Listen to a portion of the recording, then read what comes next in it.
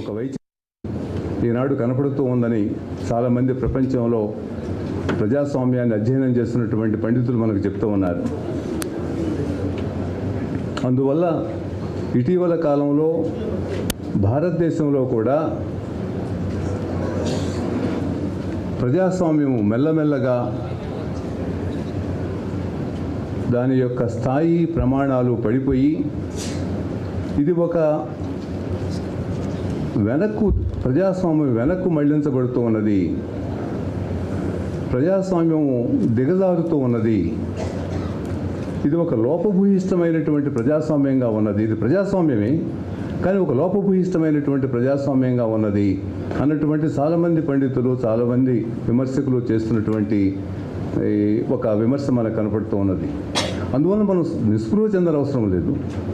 ఒక ఇంత విశాలమైనటువంటి దేశంలో, ఇంత వైవిధ్యం ఉన్నటువంటి దేశంలో దీన్ని ఎలా నిలువరించాలి, ప్రజాస్వామ్యాన్ని మరింత పరిపుష్టం ఎలా చేయాలి, ప్రజాస్వామ్య వ్యవస్థల్ని మరింత బలోపేతం ఎలా చేయాలి అన్నటువంటి ఒక ఆలోచనతోటి ఈ సదస్సు నిర్వహించబడుతూ ఉన్నది. ఇక్కడ 3 విషయాలు మీకు మనవి చేస్తాను మీటింగ్ మొదలుపెట్టే ముందు. ఏ ప్రజాస్వామ్యానికైనా ప్రజలు స్వేచ్ఛగా తమ పాలకులను ఎన్నుకునే అధికారము. ఆ స్వేచ్ఛ అంటే ఏమిటి అంటే ఎటువంటి నాయకులను ఎన్నుకోవాలి, ఆ నాయకులు యొక్క విధానాలు ఏమిటి, ఆ విధానాల మీద ఆధారపడి నాయకులను ఎన్నుకోవటం, ఒక పరిమిత కాలానికి ఆ నాయకులకు అధికారాన్ని ఇవ్వటం అన్నటువంటిది ప్రజాస్వామ్యంలో మనకు కనపడుతూ ఉంటుంది. అందువల్ల అధికార పక్షము ప్రతిపక్షం అన్నటువంటిది ప్రజాస్వామ్యానికి ఒక జీవకర్ర. ఆ రెండు ఒకదానికి ఒకటి బొమ్మ బొరుసులాగా ఉండవలసిందే. ప్రతిపక్షం లేనటువంటి ప్రజాస్వామ్యము మనము ఊహించడానికి కూడా సాధ్యం కానటువంటిది. ప్రతిపక్షము అధికార పక్షం ఎప్పుడు ఉంటాయి అంటే వ్యక్తులకు స్వేచ్ఛలు ఉన్నప్పుడు. ఆ స్వేచ్ఛ ఎటువంటిదంటే ఆలోచన చేయడానికి స్వేచ్ఛ, చేసిన ఆలోచనను ప్రకటించుకునేందుకు స్వేచ్ఛ, ఆ ప్రకటన అందరికీ చెప్పుకునే స్వేచ్ఛ, ఆ ప్రకటన ఆ అభిప్రాయాన్ని 10 మందికి చెప్పుకోవడానికి, దాన్ని అమలు చేయడానికి సంఘాలు ఏర్పరచుకునే స్వేచ్ఛ, పత్రికల్లో ప్రకటించుకునే స్వేచ్ఛ. ఈ స్వేచ్ఛలన్నీ కలిగి ఉన్నప్పుడే ఈ ఎన్నికకు, ఈ ప్రజాస్వామ్యానికి అర్థం ఉంటుంది. అటువంటి స్వేచ్ఛలను అణిచివేయడం అనేది ఏ వ్యవస్థకైనా మంచిది కాదు. రెండవది, ఈ వ్యవస్థలో ఒక కార్యవర్గం ఉంటుంది, ఒక శాసనసభ ఉంటుంది, ఒక న్యాయ వ్యవస్థ ఉంటుంది. ఈ 3 వ్యవస్థలు తమ తమ పరిధుల్లో ఆపరేట్ అవుతూ ఒక వ్యవస్థ కనుక శృతిమించి ప్రవర్తిస్తూ ఉంటే దాని మీద కొంత నియంత్రణ చేయటం అన్నటువంటిది ఒక అద్భుతమైనటువంటి ఆలోచన. ఇది 200 ఏళ్లుగా కొనసాగుతున్న ప్రజాస్వామ్యాల్లో అది ఎక్కడో దెబ్బతింటూ ఉంది మన దేశంలో. మూడవది, ప్రభుత్వ విధానం అమలు చేయడానికి ఒక ఉద్యోగ బృందాన్ని ఏర్పరచుకోవటం, ఒక పోలీసు యంత్రాంగాన్ని ఏర్పరచుకోవటం అన్నటువంటిది అన్ని దేశాల్లోనూ ఉంటుంది. అది ప్రజాస్వామ్యాలైనా నియంతృత్వ దేశాలైనా. కానీ ప్రజాస్వామ్య దేశాల్లో ఏమిటంటే ఎన్నుకోబడినటువంటి రాజకీయ పార్టీ యొక్క నాయకులు ఆధ్వర్యంలో ఉన్నటువంటి ప్రభుత్వం చెప్పినటువంటి విషయాలని లేదా వారి ఆదేశాలను, వారి విధానాలను అమలు చేయటం అవసరం, పోలీస్ యంత్రాంగమైన అధికార గణమైన. అయితే అమలు చేసే క్రమంలో వాళ్ళు కొంత స్వతంత్రత కలిగి ఉండాలి. పోలీసు యంత్రాంగమైన అధికారులైన అధికార పార్టీ యొక్క వాళ్ళ ఆదేశాల అదే విధంగా అమలు చేయటం కాదు, ఒక చట్టబద్ధమైనట్టు ఒక ప్రొసీజర్స్ ఫాలో అయ్యి ఒక చట్టాన్ని ప్రకారము దాన్ని అమలు చేయాలే కానీ అధికార పక్షాలకు వత్తాసు పలికే అధికార గణము పోలీస్ యంత్రాంగం ఉంటే అది కూడా ప్రజాస్వామ్యానికి ఇబ్బంది అవుతుంది. ఈ విధంగా చట్టబద్ధ పాలన అన్నటువంటిది 2 అంశాలు ఉన్నాయి. ఒకటి పౌరులకు స్వేచ్ఛ, ఆ పత్రికా స్వేచ్ఛ, అధికార విభజన కలిగి ఉండటం అన్నటువంటిది ఒకటి.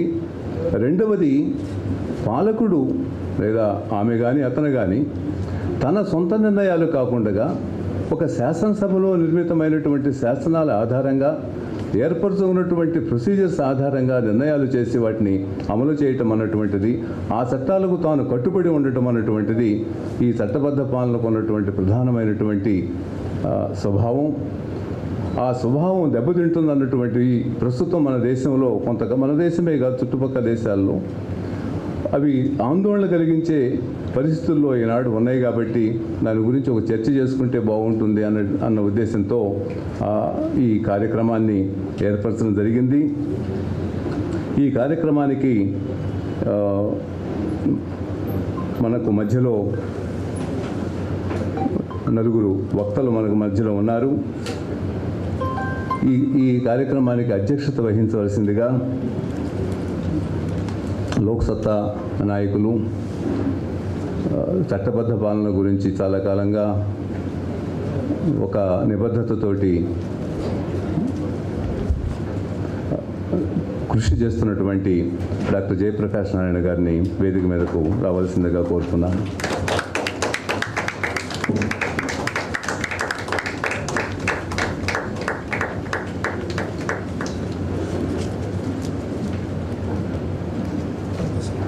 ఈ సభలో ప్రధాన ఉపన్యాసము చేయడానికి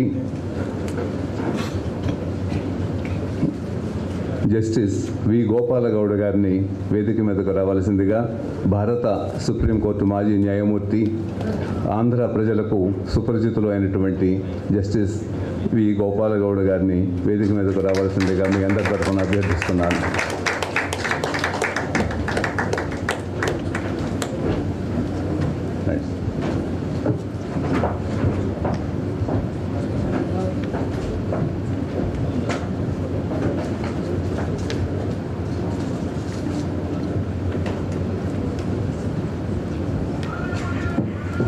శ్రీ కెఎస్ లక్ష్మణరావు గారు కృష్ణా గుంటూరు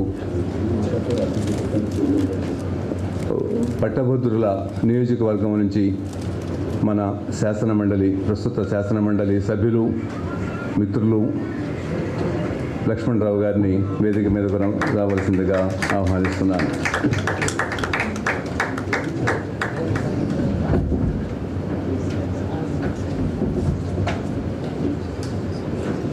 అలానే ఆంధ్రప్రదేశ్ మాజీ అడిషనల్ అడ్వకేట్ జనరల్ ఏ సత్యప్రసాద్ గారిని వేదిక మీదకి రావాల్సిందిగా అభ్యర్థిస్తున్నాను.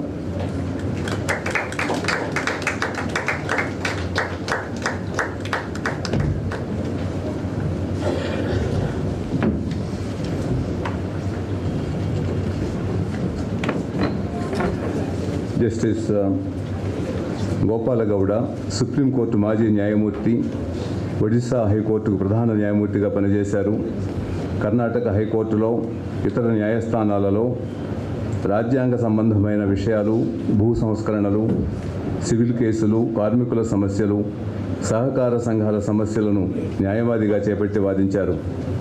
కర్ణాటక రాష్ట్ర న్యాయ సేవల సంస్థ చైర్మన్గాను, జాతీయ న్యాయ సేవల సాధికారక సంస్థ సభ్యులుగాను పనిచేశారు. డాక్టర్ జయప్రకాష్ నారాయణ గారు శిక్షణ రీత్యా వైద్యుడు, తదనంతరం ఇండియన్ అడ్మినిస్ట్రేటివ్ సర్వీస్లో చేరారు. 16 సంవత్సరాల పాటు వివిధ హోదాల్లో పనిచేసి ప్రజా సమస్యల పట్ల సానుభూతి, సునిశ్చిత మేధో పరిజ్ఞానం, చిత్తశుద్ధి కలిగిన సమర్థుడైన ప్రభుత్వాధికారిగా ఖ్యాతిగాంచారు. 1996వ సంవత్సరంలో ఐఏఎస్కు రాజీనామా చేసి లోక్సత్తాను స్థాపించారు. 2009లో ఆంధ్రప్రదేశ్ శాసనసభకు ఎన్నికయ్యారు. National advisory council, vigilance advisory council, second administrative reforms commission తదితర జాతీయ స్థాయి కమిటీల్లో సేవలందించారు. Foundation for democratic reforms, Lok Satta ఉద్యమం తదితర వేదికల ద్వారా రాష్ట్ర స్థానిక స్థాయిల్లో పరిపాలన, రాజకీయ సంస్కరణల కోసం అవిశ్రాంత కృషిని కొనసాగిస్తున్నారు. లక్ష్మణరావు గారు ప్రస్తుతం కృష్ణా గుంటూరు పట్టభద్రుల నియోజకవర్గం నుండి ఆంధ్రప్రదేశ్ శాసనమండలి సభ్యులు. ఆయన మొదటిసారిగా 2007లో కృష్ణా గుంటూరు ఉపాధ్యాయుల నియోజకవర్గం నుండి గెలుపొందారు. 2009లో తిరిగి ఎన్నికయ్యారు. శాసనమండలిలో ప్రవేశించడానికి ముందు గుంటూరులోని హిందూ కళాశాలలో రాజనీతి శాస్త్ర అధ్యాపకులుగా 2 దశాబ్దాలు పైబడి పనిచేశారు. ప్రజా చైతన్య వేదిక, జన విజ్ఞాన వేదిక వ్యవస్థాపక సభ్యులు, జన విజ్ఞాన వేదిక రాష్ట్ర ఉపాధ్యక్షులుగా పనిచేశారు. శ్రీ సత్యప్రసాద్ గారు 1984 సంవత్సరంలో ఆంధ్రప్రదేశ్లో హైకోర్టులో న్యాయవాది వృత్తిని చేపట్టారు. 2004లో స్పెషల్ గవర్నమెంట్ లీడర్గాను, 2009 నుంచి ఆంధ్రప్రదేశ్ హైకోర్టులో సీనియర్ న్యాయవాదిగాను నియమితులయ్యారు.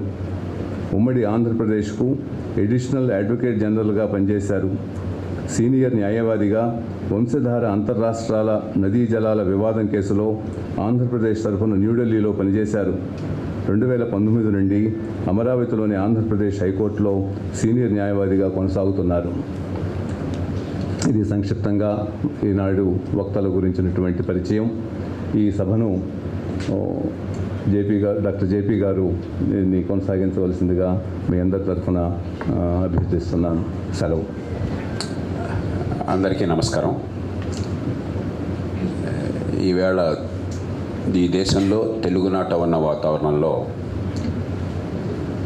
ఒక శనివారం సాయంకాలం ఇంతమంది ఇలాంటి సదస్సులో పాల్పంచుకుంటారంటే ఇంకా ఈ దేశంలో జవజవాలన్నా నేను నమ్ముతున్నాను. మన ప్రజాస్వామ్యం ఇంకా బతికుందని నాకు అనిపిస్తున్నది. మీ అందరికీ ప్రత్యేకంగా అందుకోసం అభినందనలు. ఇప్పుడు నేను విషయంలోకి వెళ్ళను. మొట్టమొదటిగా చిన్నసూరి గారు ఎక్కడ రండి. మరి అంత మొహమాటము అంత నమ్మకత కూడా మంచిది కాదు. రండి.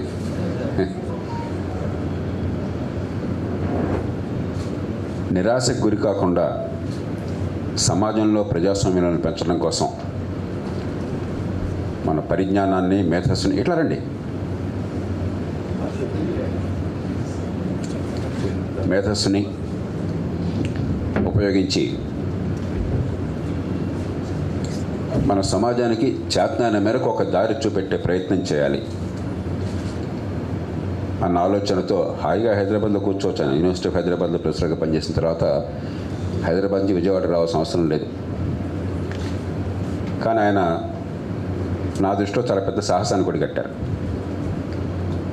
10 మందిని కలిసి వారికి అండగా వచ్చిన వారికి మనసారాధనలు తెలియజేస్తున్నాను. మనందరికీ తెలుసు, ప్రజాస్వామ్య బతికి పట్టకట్టాలి అంటే, ఎదగాలి అంటే, కావలసిన మార్పులు రావాలి అంటే సంఘటితంగా పరిజ్ఞానంతో గొంతు విప్పటం తప్ప వేరే మార్గం లేదు. Eternal vigilance is the price of liberty. We all know that. అందుకోసం కేవలం పాఠాలు చెప్పడానికి పరిమితం కాకుండా ఆచరణకు ఉపక్రమిస్తున్నటువంటి ప్రొఫెసర్ సూరి గారిని, వారి బృందాన్ని మనసారా అభినందిస్తున్నాను. ఇక పెద్దలు గోపాల్గౌడ్ గారిని ప్రసంగం కోరే ముందు వేదిక మీద ఉన్న పెద్దలంతా అంగీకరిస్తే ఒక్క కోరిక. విషయం చాలామందికి తెలుసు కాబట్టి మన ప్రసంగాలు వీళ్ళంత సంక్షిప్తంగా చేసి ప్రశ్నోత్తరాలకు ఒక చర్చకు అవకాశం ఇస్తే, మరి చర్చలో కూడా నాకు పూర్తి నమ్మకం ఉన్నది. బహిరంగ చర్చ అవకాశం ఇస్తే అది ఆరోగ్యకరంగా జరుగుతున్న నమ్మకం నాకు ఉన్నది. కాబట్టి మనం కూడా బాధ్యత వ్యవహరించాలి. ప్రతి వాళ్ళు మళ్ళీ పెద్ద ఉపన్యాసం. మన దేశంలో మైకాసురులు ఎక్కువ. మైక్ దొరకగానే మనకి చాలా మనసులో ఉంటుంది, ఏదో సందర్భం ఉచితమైనా కాకపోయినా కూడా చెప్పాలని ఉచిత బాధ ఉంటుంది. అలా కాకుండా ఒక నిర్దిష్టమైనటువంటి చర్చకి, ఆచరణ సాధ్యమైన ఆలోచనలు పెంచే చర్చకి దారితీసేట్టుగా చేస్తే బాగుంటుందని కోరుతున్నాను.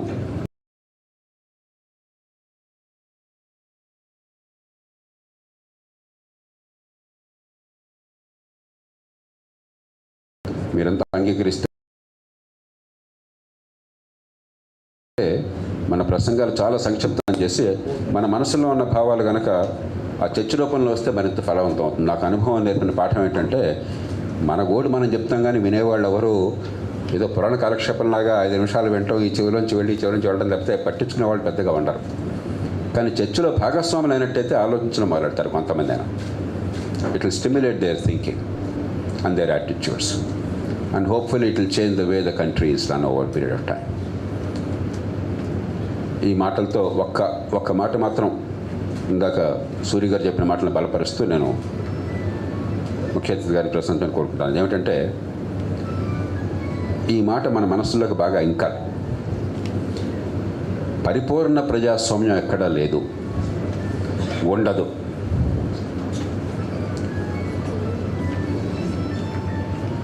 ప్రపంచంలో అద్భుత ప్రజాస్వామ్యం అనేది లేదు. అమెరికాను అద్భుత ప్రజాస్వామ్యం అనుకున్నాం చాలామంది.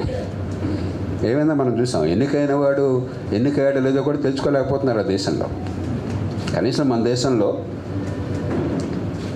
ఎంత పార్టీల మధ్య పోరాటం ఉన్నా, ఎంత ప్రజల్లో రకరకాలైనటువంటి అపోహలున్నా, ఎంత ఓట్ల కోసం డబ్బు రాజ్యం వెళుతున్నా మనందరికీ తెలుసు కదా. విజయవాడలో ఉన్నాం కదా, ఓట్ల కోసం డబ్బుని గురించి మాట్లాడకపోతే ఎట్లా? ఓట్ల కోసం కోట్ల రూపాయలు ఖర్చు పెడుతున్నా, రాజకీయాన్ని వ్యాపారంగా మార్చేసినా, ఎన్ని అవకతవకలున్నా కనీసం బ్యాలెట్ బాక్స్లోనో లేకపోతే ఈవీఎంలోనో పడ్డ ఓట్లు నిజాయితీగా పడ్డాయి. ఆ మెజారిటీ వచ్చిన వాడు ప్రజలు మనిషి ఆలోచించకునో స్వచ్ఛందంగా వేసిన ఓట్ల వల్లే నెగ్గారు అన్నది అంగీకరించడానికి దేశం సిద్ధంగా ఉన్నది. ప్రజాస్వామ్యం ఒక్కరోజు ఉండదు. 1215లో బ్రిటన్లో మ్యాగ్నా కార్టా మొదలెట్టినప్పుడు ఏమిటిది? ప్రజాస్వామ్యానికి తొలి మొలక. రాజే సర్వస్వం, రాజు దైవాంశ సంభూతుడు, రాజే దేవుడు అనుకున్న సమాజంలో రాజు దేవుడు కాదు. రాజు కొన్ని నియమాలకు కట్టుబడి ఉండాలి. రాజుకు కూడా పరిమితులు ఉన్నాయి. ఒక కాంట్రాక్ట్ ఉన్నది, ఒక ఒప్పందం ఉన్నది రాజుకి, సామాన్య ప్రజలకు కాకపోయినా కనీసం ఆ రాజ్యంలో ఉన్న కీలకమైన వ్యక్తులకి, నోబుల్స్కి. మ్యాగ్నా కార్టా అంతే. It was a contract with nobles and the king. అంటే మొట్టమొదటిసారిగా ఆధునిక యుగంలో, కనీసం మధ్యయుగాల్లో అయినా కూడా గత 1000 సంవత్సరాల్లో రాజు దైవాంశ సంభూతులు కాదు, రాజు రాచరికానికి పరిమితులు ఉన్నాయి అనేది మొట్టమొదటి చెప్పింది మ్యాగ్నా కార్టా. 800 ఏళ్ళు పట్టింది వాళ్ళకి ఒక స్థాయికి వెళ్ళడానికి. ఇప్పుడు కూడా అవకతవకలు జరుగుతున్నాయి, ఆ దేశాల్లో కూడా జరుగుతున్నాయి. మొన్ననే ఆర్థిక మంత్రి గత ఆర్థిక మంత్రి ఆ పార్టీ అధ్యక్షుడు, అధికార పార్టీ అధ్యక్షుడు రాజీనామా చేయాల్సి వచ్చింది కేబినెట్ పదవికి. కాబట్టి ప్రజాస్వామ్యంలో పరిపూర్ణత ఉండదు. ఇది అసంపూర్ణమైన ప్రక్రియ.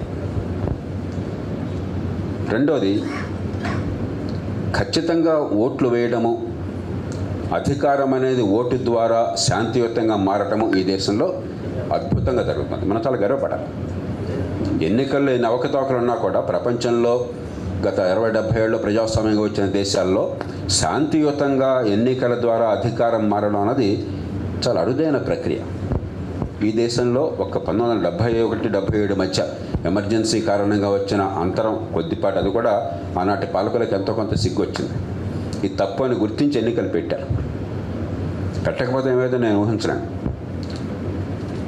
కానీ శాంతియుతంగా ప్రజల సమ్మతి మేరకే ప్రభుత్వాలు మారుతున్నాయి. ఆ మేరకు ప్రజాస్వామ్యం ఉన్నది. స్వేచ్ఛ ఎంతో కొంత ఉన్నది, పరిమితులు ఉన్నాయి. కొన్ని చోట్ల దాష్టీకం చేస్తున్నారు. కానీ స్థూలంగా మన న్యాయ వ్యవస్థ పుణ్యమా కావచ్చు, సమాజంలో ఉన్న చైతన్యాలు కావచ్చు, రాజకీయ పార్టీలో ఉన్న విజ్ఞత వల్ల కావచ్చు, నిజమైన రాజకీయ పోటీ వల్ల కావచ్చు, స్వేచ్ఛ ఉన్నది. ఉన్న కొద్దికి బాగుపడుతున్నాయి నా దృష్టిలో. కానీ 2 రంగాల్లో మనం వెనక్కి వెళుతున్నాం. ప్రారంభంగా ఈ మాట నేను చెప్పదలుచుకున్నాను. నేను ప్రజాస్వామ్యం పట్ల అపారమైన విశ్వాసం ఉన్నవాడిని, ఆశావాదిని.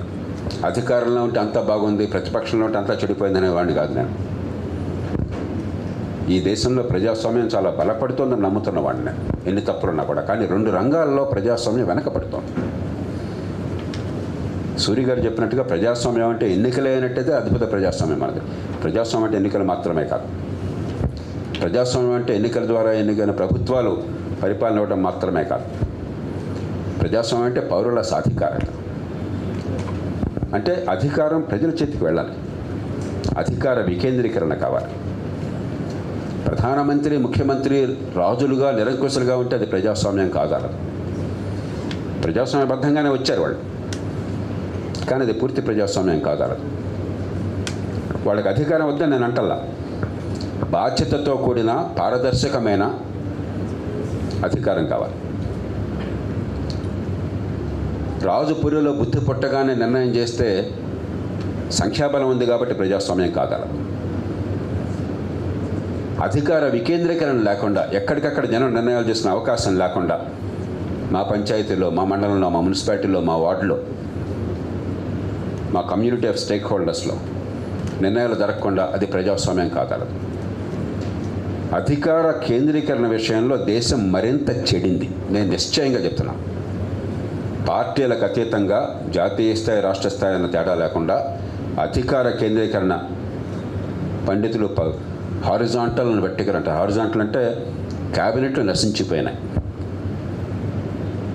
రాష్ట్రాల్లో చాలా కాలం నుంచి క్యాబినెట్లు పోయినాయి. కాగితం మీద క్యాబినెట్లు ఉన్నాయి, మంత్రివర్గం కాగితం మీద ఉన్నది. దాదాపు అన్ని రాష్ట్రాల్లో అన్ని పార్టీల ప్రభుత్వాల్లో ముఖ్యమంత్రి నిరంకుశులైపోయినాడు. సర్వాధికారం ముఖ్యమంత్రి చేతుల్లో ఉండిపోయింది. దానిలో పెద్ద వివాదానికి ఆస్కారం లేదు. ఈ రాష్ట్రం ఆ రాష్ట్రం అని కాదు, దేశమంతా అట్లానే. అది ఇటీవల కాలంలో జాతీయ స్థాయికి కూడా ఎగుమతి అయింది. ఒకప్పుడు ప్రధానమంత్రికి చాలా అధికారాలు ఉన్నా కూడా ఒక మంత్రి తన శాఖ వరకు ఆ పరిమితి వరకు కాస్త గట్టిగా నిర్ణయాలు చేసిన అవకాశం ఉండేది. ఇప్పుడు దాదాపు అంతరించిపోయింది. అంటే రాష్ట్ర నమూనా జాతీయ స్థాయికి కూడా ఎగుమతి అయింది. 73-74 సవరణలు పెట్టినా కూడా ఉత్తుత్తి సవరణలు, ప్రజల్ని మోసం చేసిన సవరణలు, సదుద్దేశంతో పెట్టారు. సత్సంకల్పానికి సత్ఫలితాలకి మధ్య చాలా అంతరం ఉందన్న విషయం ఈ సమాజం ఇంకా గుర్తించాలి. మంచి సంకల్పం అంటే వాడు ఎంత మూర్ఖంగా చేసినా మంచిది అనుకుంటున్నాం మనం, తప్పు. మంచి సంకల్పం వేరు, మంచి చర్య వేరు. 73-74 సార్లు మంచి సంకల్పమే, కానీ మంచి చర్య కాదు, మూర్ఖమైన చర్య, ముందు చూపులేని చర్య, అనాలోచితమైనటువంటి చర్య. దాంతో over structured, under powered local governments. నేను ఇంగ్లీష్ వాడుతున్నాను మధ్యలో. గోపాల్ గౌడ్ గారికి తెలుగు పూర్తిగా వచ్చు, కానీ అయినా కొంచెం పిల్లలు కూడా ఉన్నారు ఇక్కడ, విద్యార్థులు కూడా ఉన్నారు కొంతమంది, మీరు మన్నించండి. Over structured, under powered local governments. నిస్సారమైన స్థానిక ప్రభుత్వాలు, రసహీనమైన స్థానిక ప్రభుత్వాలు, రంగు రుచి వాసన లేని స్థానిక ప్రభుత్వాలు, పుత్స విగ్రహాలకు మిగిలిన స్థానిక ప్రభుత్వాలు దేశమంతా దాదాపు అదే రీతి ఉంది. ఒక్క కేరళలో కొంతమేరకు మినహాయిస్తే అధికార కేంద్రీకరణ పెరుగుతున్నది. పెరగడం కేవలం ప్రభుత్వాలు పార్టీలు తప్ప మాత్రమే కాదు. నేను మిమ్మల్ని అందరినీ ప్రశ్నిస్తున్నాను. పౌర సమాజం నుంచి స్థానిక ప్రభుత్వాలు బలపడాలి, అధికారం ప్రజలకు రావాలని చెప్పన్న ఆ మాట నాకు వినిపించడం లేదు ఈ దేశంలో. ఎవరు స్వేచ్ఛను కోరుతున్నారో మధ్యతరగతి వర్గాలు, ఆ వర్గాలు అధికారం మా వార్డులో, మా పట్టణంలో, మా మండలంలో, మా ఊళ్ళో మా చేతుల్లో ఉండాలి, తప్పో రేటో. కనీసం మా జీవితాన్ని రోజువారీగా ప్రభావితం చేసే మేరకైనా అన్న వాదన నాకు వినిపించడం లేదు. కొంతమంది పాతకాలపు చాదస్తాలంటే పెట్టి నాలాంటి వాళ్ళని కొంతమంది గొంతె తరుస్తున్నాను తప్ప, నాకు మద్దతు ఇచ్చేవాళ్ళు కూడా, నాలాంటి వాళ్ళు మద్దతు ఇచ్చేవాళ్ళు కూడా చనిపోయారు చాలామంది. ఎల్సి జైన్ గారు ఉండేవాడు, ఉన్నంతకాలం నాకు ఆయన ఉన్నాడు అనుకునేవాడిని. అది ఇంకోళ్ళు ఉండేవారు. ఇలా దేశం మొత్తం ముగ్గురు నలుగురు దొరికేవాళ్ళు నాకు. అలా మాట్లాడేవాడుగా ముసలివాళ్ళు ఎప్పారు పోయారు. కానీ ఈవేళ ప్రజాస్వామ్యంలో అధికారం ప్రజలకి అత్యంత చేరువుగా ఉండాలి వీలైనంత వరకు. ఇక్కడ సాధ్యంగానే మాత్రమే దూరంగా ఓ పెద్ద స్థాయిలో ప్రభుత్వానికి పంపించాలి అన్నటువంటి ఆలోచన ఈ దేశంలో చాలా బలహీనమైపోయింది.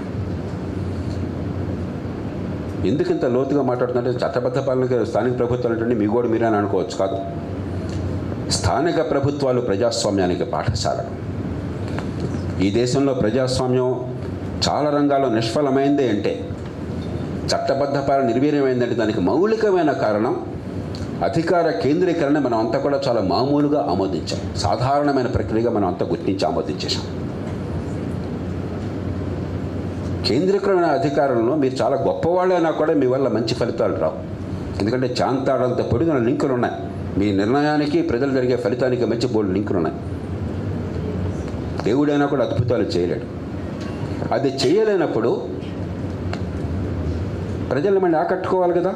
ఒక అధికారి అయితే నేను చేస్తాను, నా ఇష్టమైతే చేస్తాను, లేకపోతే పోయా అంటాడు అంతే. రాజకీయంలో ఉన్నాడు కదా, మళ్ళీ ప్రజల దగ్గర పోవాలి కదా, ఓటు రావాలిగా. ఏం చేయాలి? తాత్కాలికమైన తేలాలతో లోపరుచుకోవాలి. రాజ్యం మొత్తాన్ని సొంతం చేసుకుని ఆశ్రితులకి పక్షపాతంతో అన్యాయంగా లాభాలు చేపట్టాలి, ప్రత్యర్థుల్ని అణగదొక్కాలి.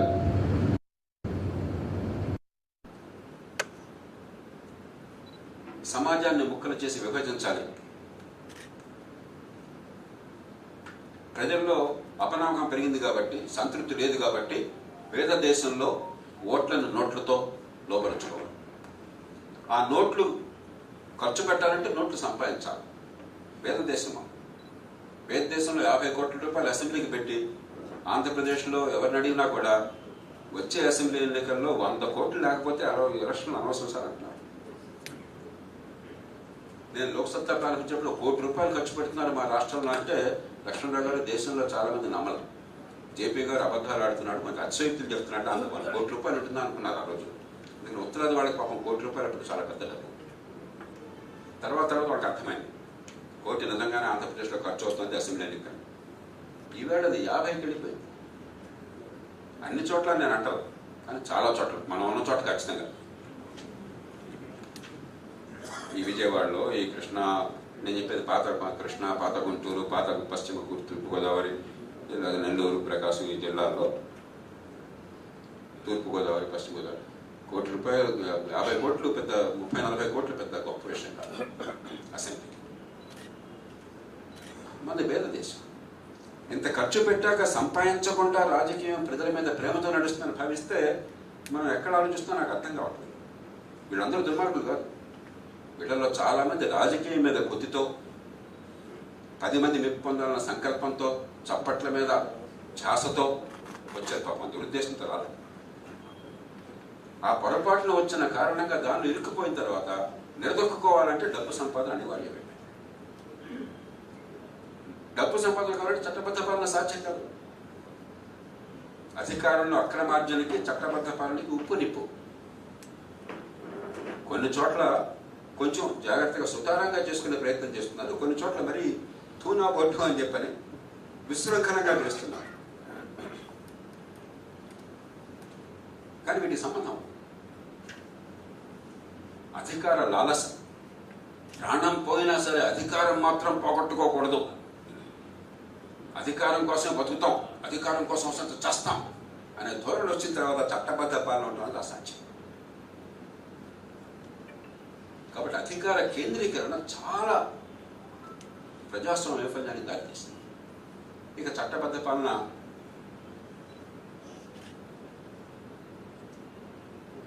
సూర్య గారు చెప్పారు, గోపాల్గౌడ్ గారు ఒక న్యాయమూర్తిగా, న్యాయ కోవిదులుగా మన ముందు పెడతారు చాలా విషయాలు.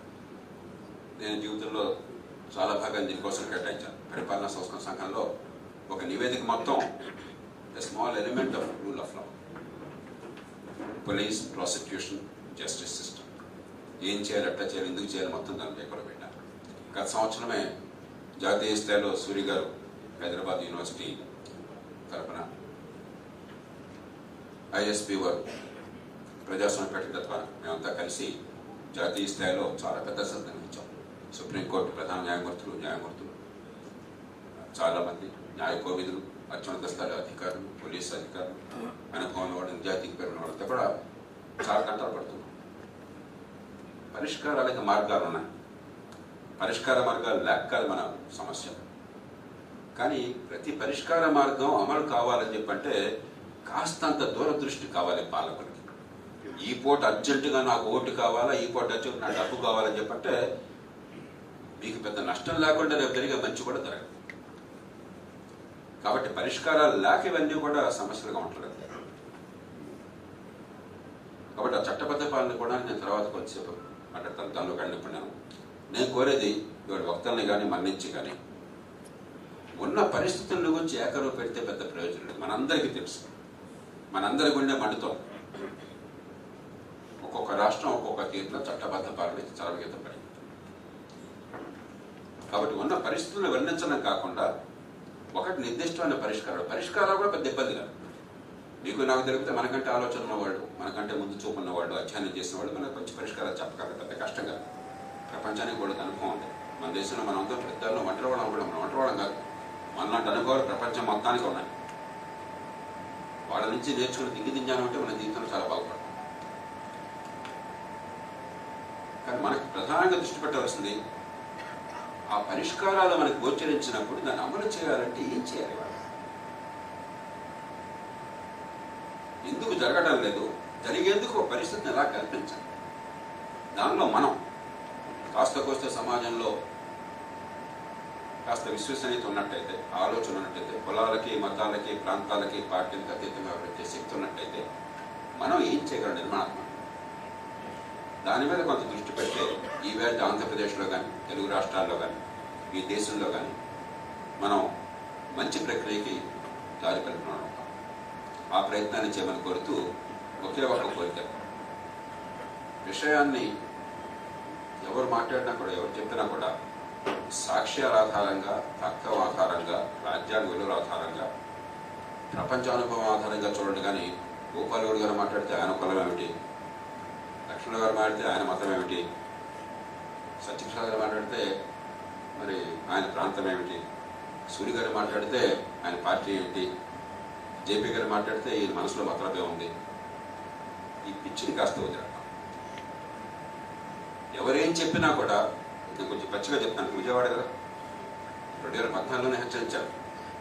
ఈ రాష్ట్రం కొత్తగా ఏర్పడిన కొత్తలో చెప్పాను, ఆనాడే జరగబోయే పరిణామాలు నేను చెప్పాను.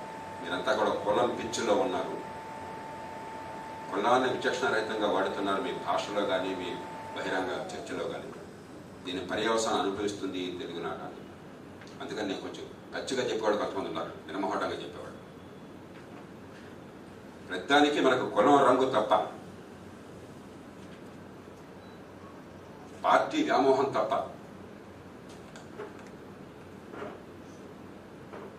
ఈ జిల్లా, ఈ వర్గం, ఈ ప్రాంతం అనేటువంటి సంకుచిత తత్వం తప్ప మన ఉమ్మడి ప్రయోజనాలకు ఏది మంచిది, కులం, మతం, ప్రాంతం, పార్టీ, వర్గం వాటికి అతీతంగా ఆలోచిద్దామన్న ఇంగిత జ్ఞానం కానీ, ఆలోచించే వాళ్ళు ఎవరన్నా మాట చెప్తే దాన్ని విని కాస్త ఆచరిద్దాం, బాగుపడదాం అన్నటువంటి ఇంగిత జ్ఞానం కానీ కొరబడితే ఆ సమాజం భవిష్యత్తుకు తెలుసుకోవాలి. కాబట్టి ఈవేళ తెలుగు సమాజంలో సమస్యలు ఉన్నాయంటే దానికి కేవలం అధికారంలో ఉన్న వాళ్లే కారణంగా, కేవలం పార్టీలే కారణంగా మనం అందరం బాధ్యత తీసుకోవాలి. కాబట్టి ఈ సమాజాన్ని బాగు చేయాలి, అందరికీ ఎదిగే అవకాశాలు రావాలి, సంపద పెరగాలి, స్వేచ్ఛ విస్తరించాలి, అధికార వికేంద్రీకరణ జరగాలని నమ్మినట్టయితే మనం ఆత్మావలోకనం చేసుకోవాలి. చేసుకుని కొంతైనా ఆచరణలో పెట్టే ప్రయత్నం చేయాలి. అది ఇక్కడ ఈవేళ ఈ ప్రాంగణం నుంచి ప్రారంభిద్దాం. అందుకు అందరూ సిద్ధంగా ఉండమని కోరుతూ, ఈ మాటలు కేవలం ఇప్పుడు ప్రేక్షకులకు కాదు, పత్రికలకి, టీవీలకి వర్తిస్తాయి. ఈ చర్చల్లో ఈ బూతు మాటలు, ఒకళ్ళనొకళ్ళు తిట్టుకోవటాలు, బస్తీ మీద సవాళ్లు, హింసని ప్రేరేపించటాలు, రాజ్యాన్ని వీరభోజ్యంగా భావించటాలు, పడితే ఉంటే బర్రే వాడిదే అనే భావాన్ని మనం విస్తరించటాలు, ఇవన్నీ కూడా మొత్తం సమాజం అంతా చేస్తుంది, పత్రికలతో సహా, టీవీలతో సహా. దాని నుంచి బయటపడాలి. కొన్ని మౌలికమైన విలువలు ఉన్నాయి, పార్టీలకి, ప్రాంతాలకి, కులాలకి, మతాలకు అతీతంగా. ఆ విలువలు కట్టుబడిపోతే అందరూ నష్టపోతాం అన్న విషయం సమాజానికి మళ్ళీ ఇంకోసారి అర్థం కావాలి. ఈ వేదిక నుంచి నేను కోరుతోంది గొప్ప పరిజ్ఞానం కంటే ఈ ప్రక్రియ ప్రారంభం. అందుకోసమే సూర్య గారు ఈ ప్రయత్నం మొదలెట్టారని నేను భావిస్తున్నాను. మరోసారి వారిని వారి బృందాన్ని అభినందిస్తూ, మరి ఇది ప్రారంభం కానీ తెలుగు సమాజం చైతన్యం కావడం కోసం చెప్పని ఈ సంస్థ అద్భుత కృషి చేస్తాను మనసారి ఆశిస్తూ, అందుకు పూర్తి సహాయ సహకారం అందరూ ఇస్తామని నమ్ముతూ, దానిలో భాగంగా నన్ను కూడా భావించమని కోరుతూ, పెద్దలు గోపాల్ గౌడ్ గారిని వారి కీలక ఉపన్యాసం కోసం కోరుతున్నాను.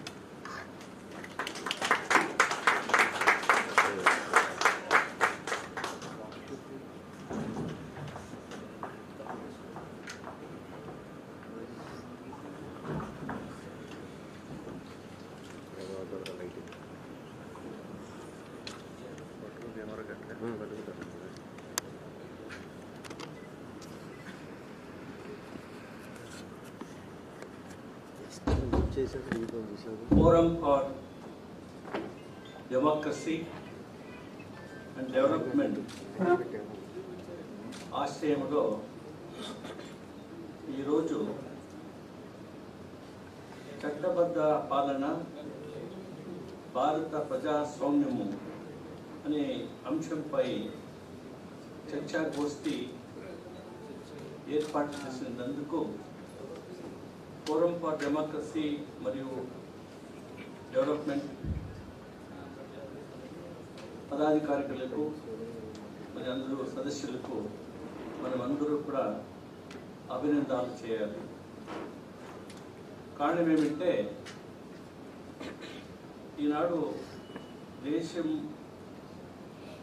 అంతా ఈ చర్చా గోష్ఠి చట్టబద్ధ పాలన మరియు భారత ప్రజాస్వామ్యం పైన ప్రస్తుతమైన ఇట్లా విషయము, దీని గురించి ఎక్కువగా చర్చ చేసి ప్రజానీకానికి తెలిపేట్లా విషయాలు చాలా ఉన్నాయని ఇప్పుడునే మన అధ్యక్షులైన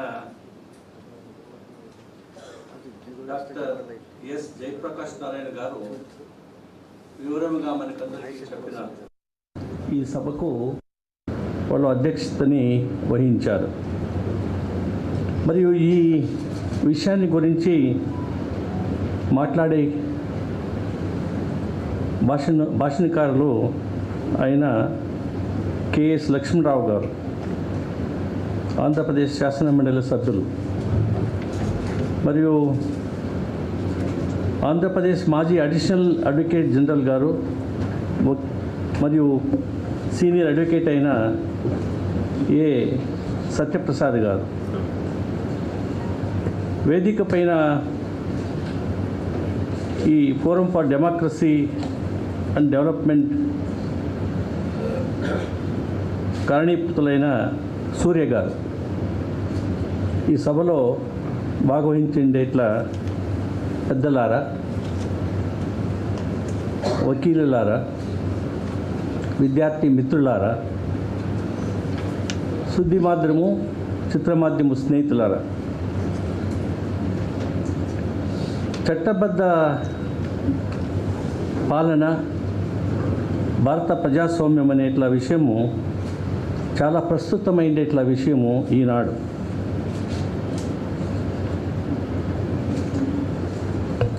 ఇది చాలా అవసరంగా మనము చర్చ చేసే పరిస్థితి మనకి ఈ దేశంలో వచ్చింది. ఈ విషయాన్ని గురించి మీ అందరూ పర్మిషన్ తీసుకొని కొన్ని విషయాలని ఆంగ్ల భాషలో మాట్లాడతారు.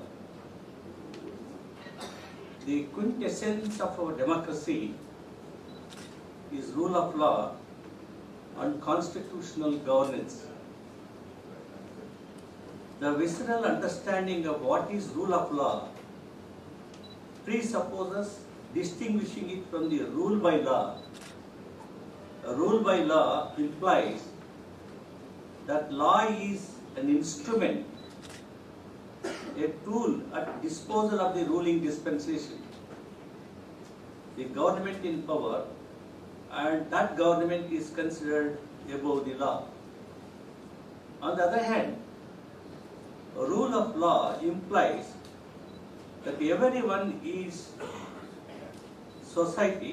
in society is equally bound by the law, including the government, and the law is above the government.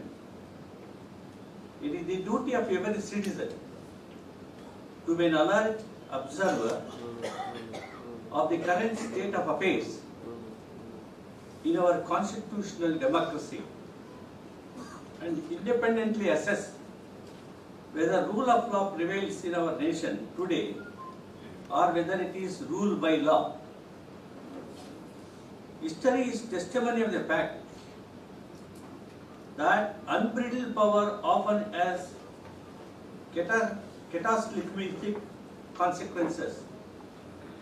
Essentially, constitutional limits on power, a key feature of a democracy, require adherence to the rule of law. The United Nations Secretary General Kofi Annan, in his 2004 reports on the rule of law, stressed that for the United Nations, the rule of law is, I quote from the report, a principle of governance in which all persons, institutions, and entities, public and private, including the state itself, are accountable to laws that are publicly promulgated, equally enforced, and independently adjudicated. and which are consistent with international human rights norms and standards.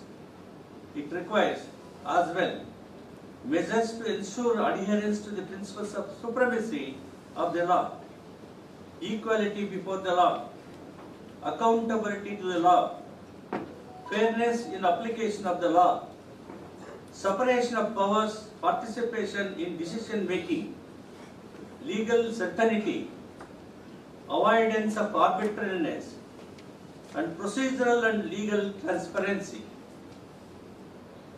Each one of the aspects which has been dealt with in this report by the then Secretary General of United Nations is blatantly violated in the governance of the country by our governors. Governors is not governors of a state. That is the Union of India, state governments, local self-governments. They have been violating the rule of law. The emphasis is made by Dr. Jayaprakash Narayan that the law is required to be implemented and decentralization of power is very much required in a country like ours, though the Constitution by 73rd and 74th Constitutional Amendment way back in the year 91 came into force from January 1977, the decentralization of power has not given any impact in the democratic India. Yes, Part 8 and Part 9 exclusively deals with the decentralization. That we have to understand, keeping in view the direct principles of the state policy. Dr. Ambedkar, while debating the draft constitution, article by article in the Constituent Assembly, he has referred to Article 40, the village republic, panchayat system, is a miserable failure of village republic in India.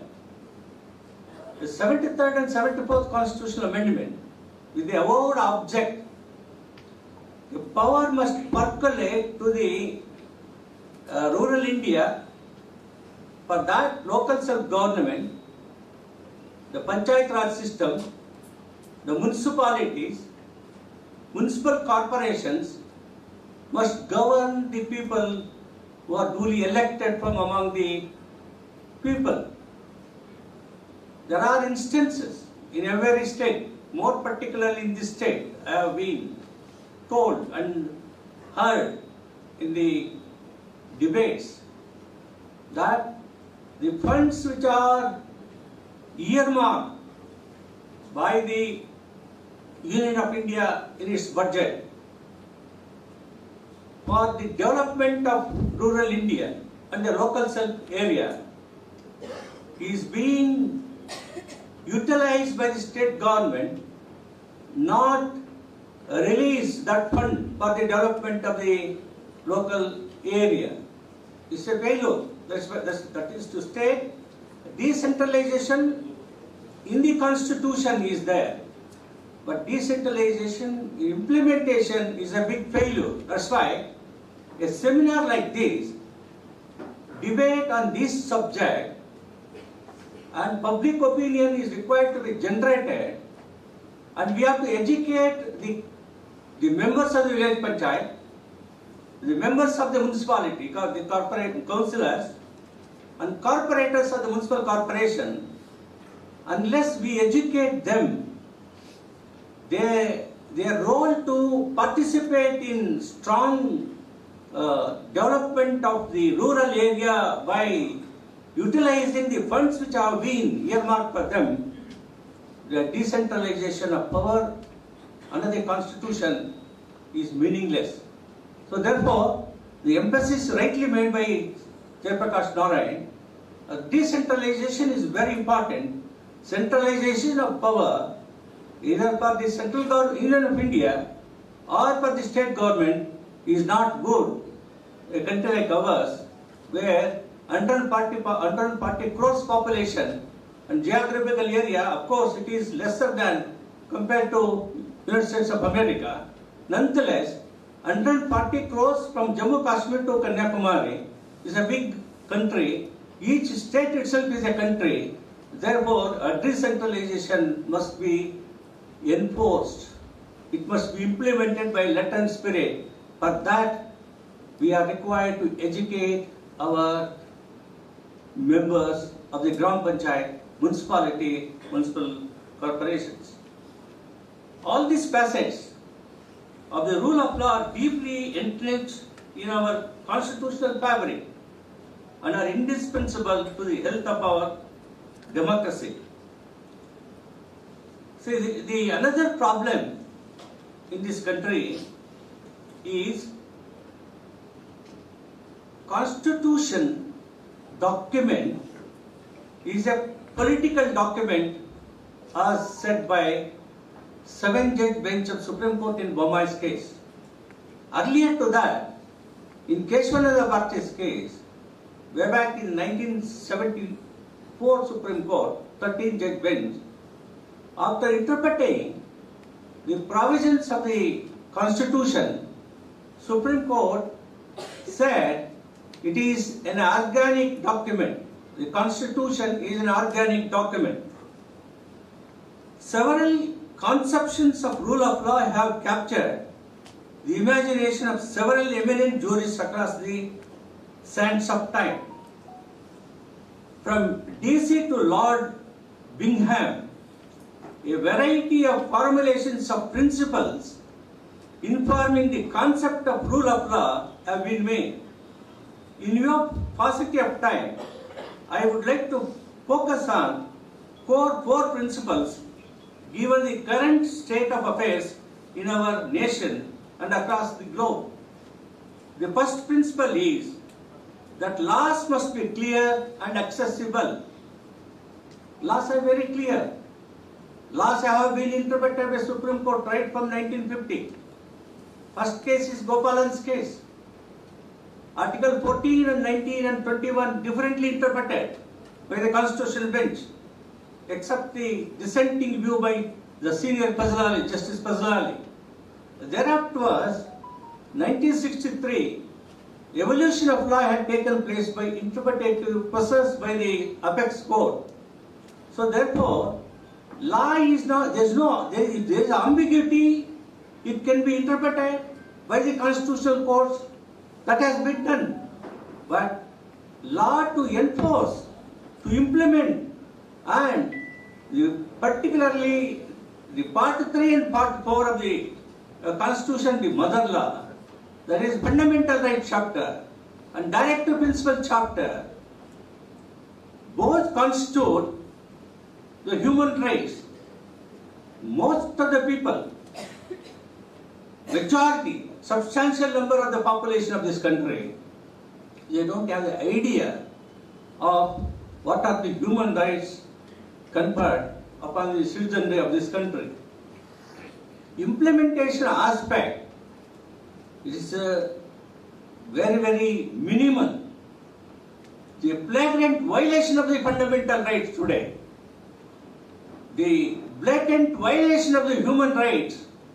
The classic case is Siddiq Kappan, the journalist who is from Kerala, was doing his journalism in Delhi. 2020, he was traveling to the Uttar Pradesh state to report a case of a scheduled caste girl has been raped by powerful persons. She died in the hospital. He was traveling, he was arrested, He was arrested under the UPA Act, kept in the judicial custody without bail for more than 2 years. Supreme Court granted the bail. After granting the bail to him, 3 months later, Allahabad High Court has taken 3 months to grant bail in respect of other cases. So that speaks volumes. Article 19, freedom of speech and freedom of expression guaranteed to a citizen. I am giving a classic case of Siddharth Kapan. Like this, lakhs of citizens have been deprived the freedom of speech, arbitrary exercise of power by the executive, not considering exercising the power conferred upon the judiciary, is the classic case of not following the law, is a classic case I wanted to bring it to your notice. The second principle relates to idea of equality before the law, which includes equal protection of law, as is contemplated in Article 14 of the Constitution of India.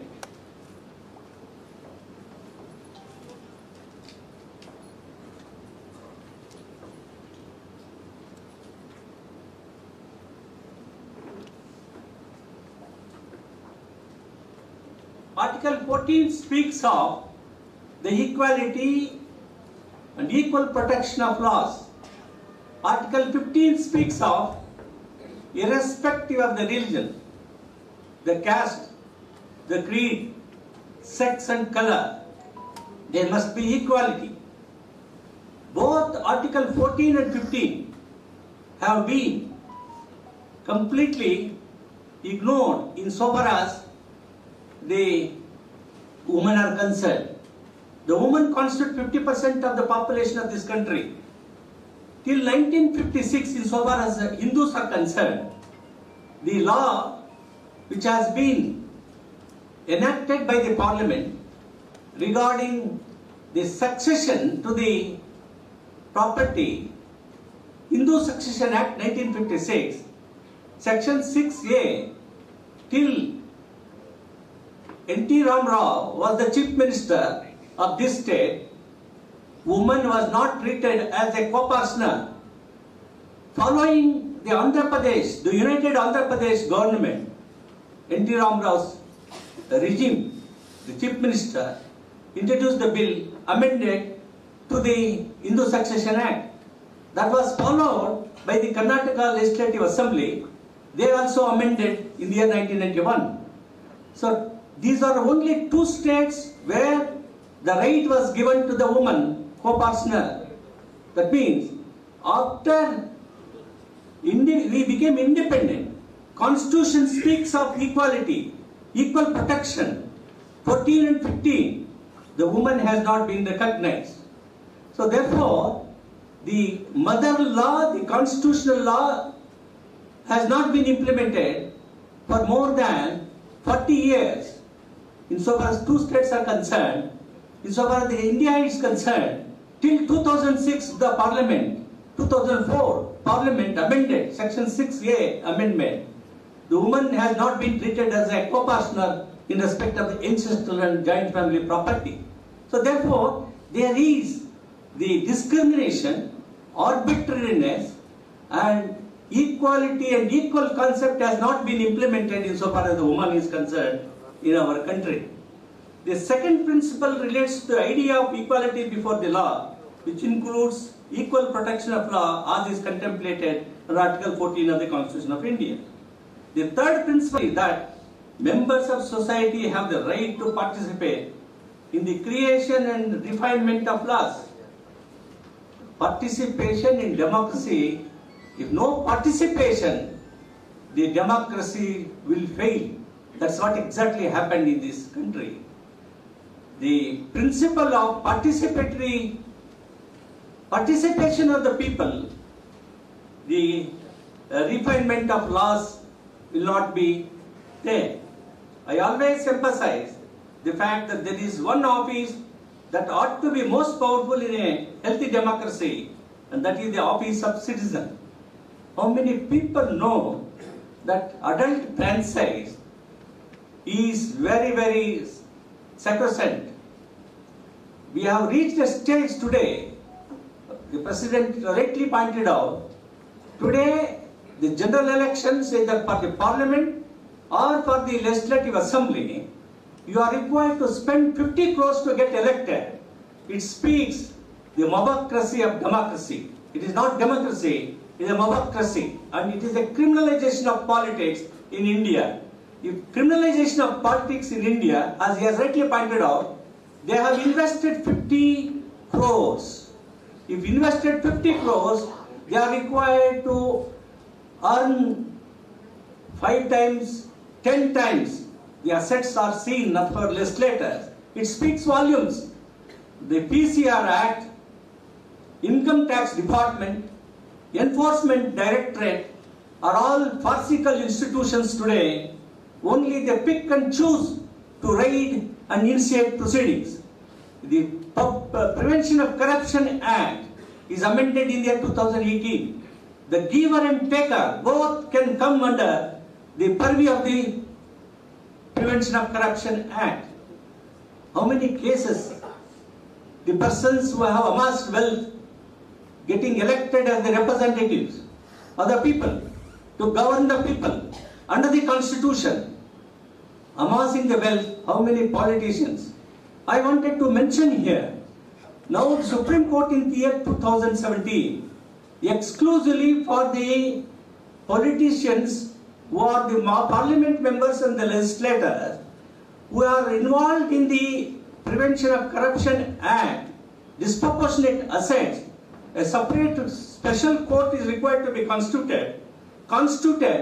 Direction was given by the apex court to finish the case within a year. How many cases are finished? How many cases not finished? The people are in the power.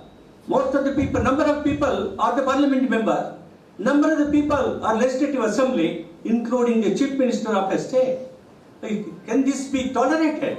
Can this be called as the rule of law? This is absolutely detrimental interest to the development of a country. Social development, economic development, progress of the country will stall if this kind of the rule of law in this country. So my dear friends, time is very short. I have got lot of material. I don't want to give a lengthy speech. The historical evolution of the rule of law. The Greeks believed that although the proper purpose of law was to advance the common good, they underscored that in practice laws were written, implemented to advantage of the privileged class of the society. This is what is happening today.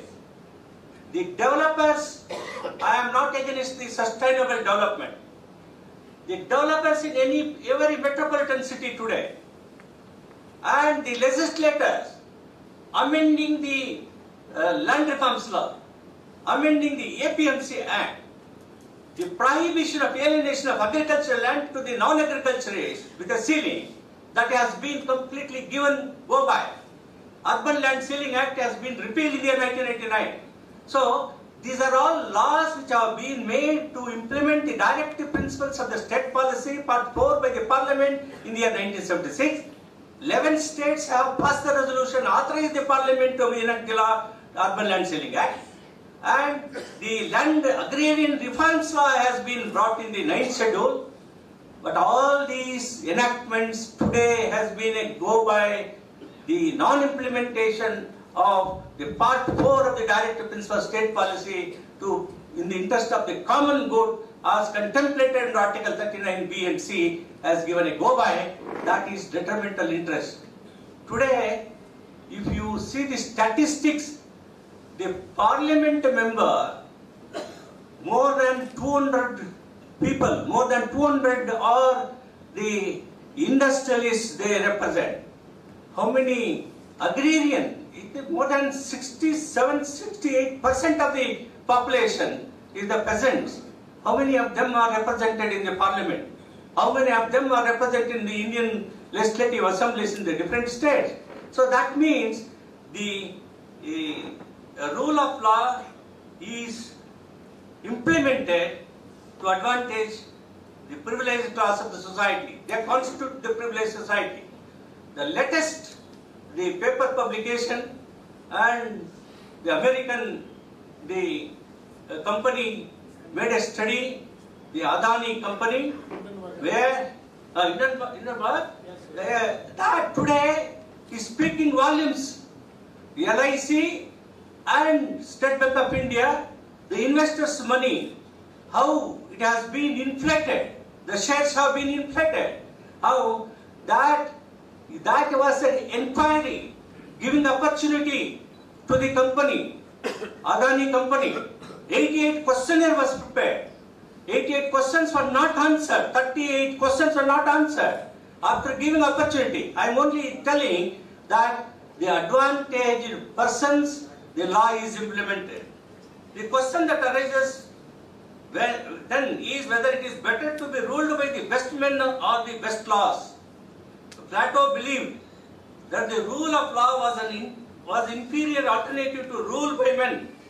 However, Aristotle approached the issue pragmatically and noted that it mattered not only on the type of the law but also the type of regime that enacted and administered the law in question.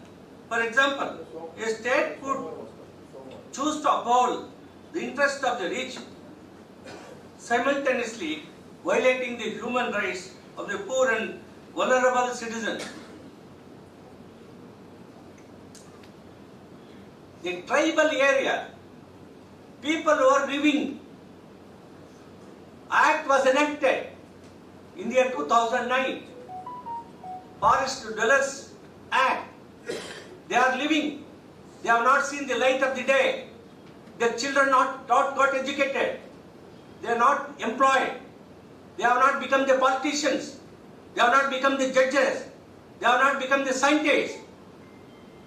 Law is made to protect them, but tribal people have been, the human rights, their livelihood has been deprived of by throwing them away from the tribal area. This is affecting the large number of the scheduled caste, scheduled tribe. And PTCL Act, both in Andhra Pradesh, United States, Andhra Pradesh, land grant was granted in favor of the scheduled caste and scheduled tribe. They constitute a class by themselves, suppressed and suppressed for 5,000 years. These people's property, which was alienated for a song, Act was enacted in my state, Karnataka state, in this state also 1974. Orissa state, where I was the Chief Justice, law was enacted to give back that land. Granted land is alienated in violation of the terms and conditions of the grant, it is void. They are required to be resumed and restored to the scheduled caste and scheduled tribe. Yes, thousands of acres of land in Andhra Pradesh, thousands of acres of land purchased by the affluent persons. The law has been interpreted by the Supreme Court.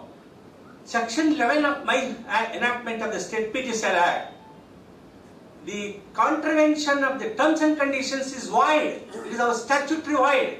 There is no limitation. Section 11 of the Act says there is no limitation.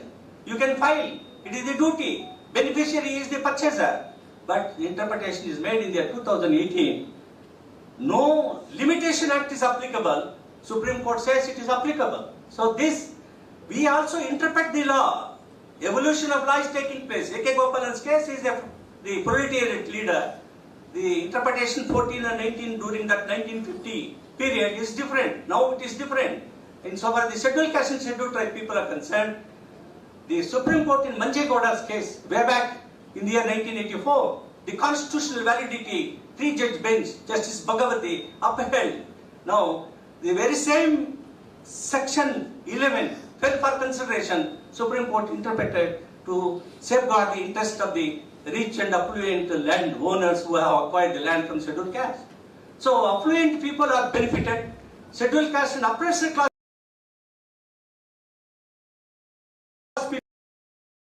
people are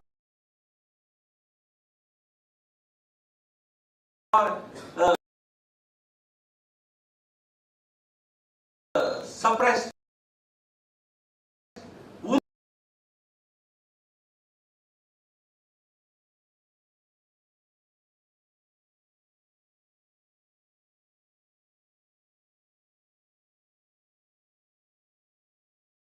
Women, the weak section of the society, is not protected, so implementation of law, a rule of law, is not in conformity with the governance and the constitution, is my submission to this house.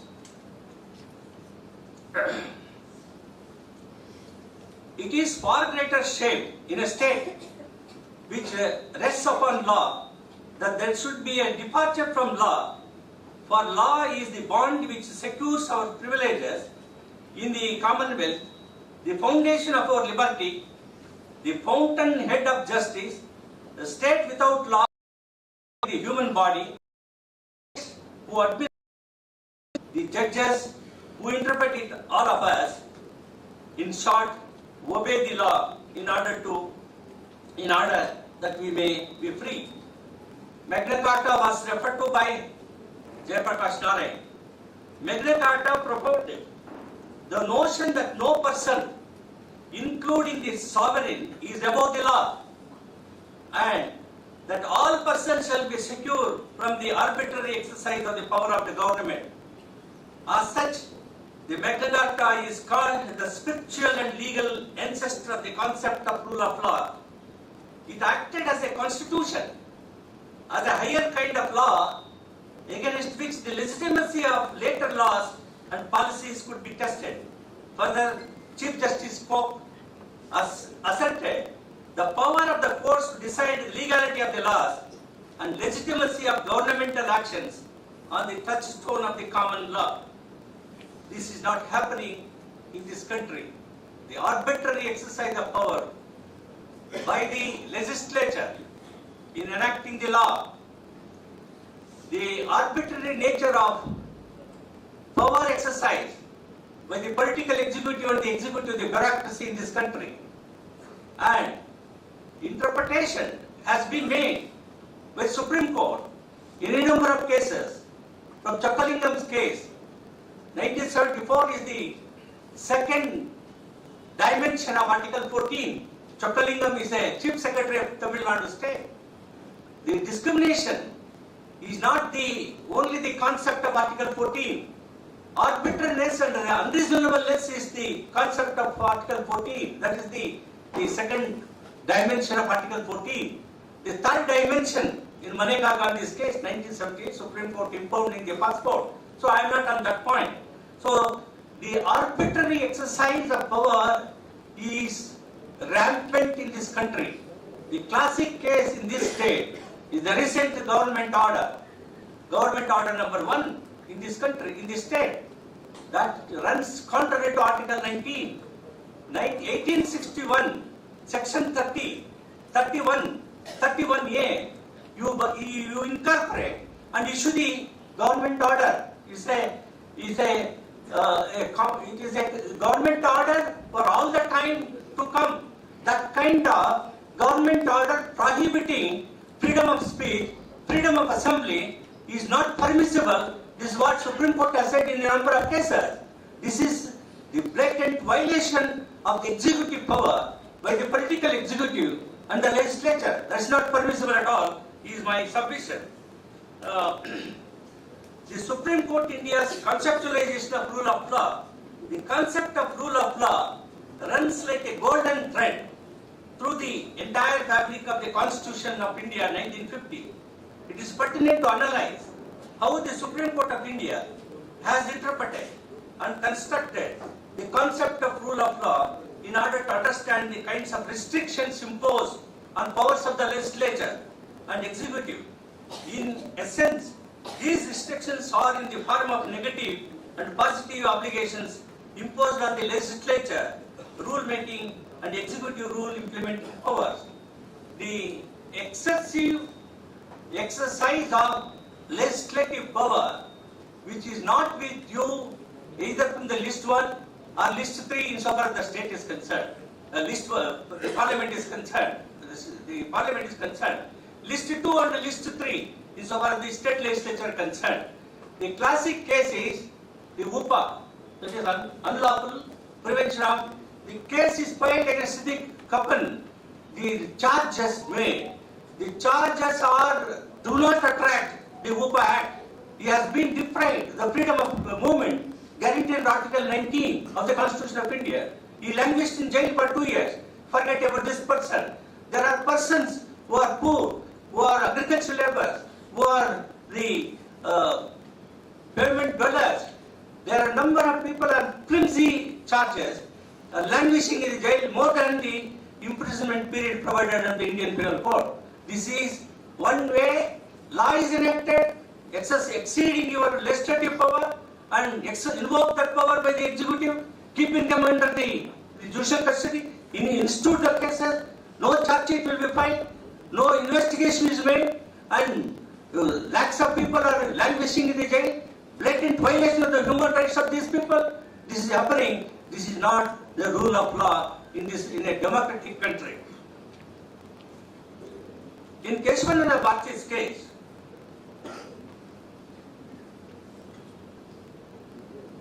way back in 1974, Keshwananda Bharti, Sripada Galam and others, this is one state of Kerala and another, the majority of the judges of the Supreme Court while declaring the rule of law is part of the basic structure of the Constitution of India. Basic structure shall not be amended is the judgment of Keshwananda Bharti, still holds the field. We have heard, we have seen in the television, the constitutional authorities, the due disregard to the binding precedent under Article 144. Law of the Supreme Court is binding under Article 144. All the authorities, all the persons in blatant violation which has in force for the last more than 55 decades, you are telling today this is not the correct statement of law. How can you tell that? It is binding on you. It may be possible. The basic structure cannot be challenged, cannot be amended. A restricted power, legislative power under Article 368 is the judgment of Keshwananda Bharti's case. Now, the persons who are in power, under the garb of that power and the protection of the power, in the house, outside the house, you are speaking. That means you are taken the oath under the Constitution that I will be abide by the constitutional principles and the law of this country. You speak against the law, what it means. So this is not correct. Our Constitution is conceived a radically different tradition.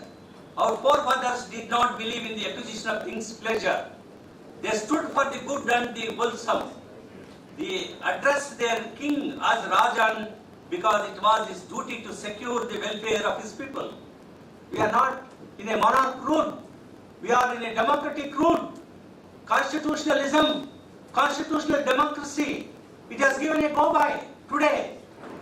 But the monarch rule is better than the constitutional governance today. That's what the feeling of the people of this country.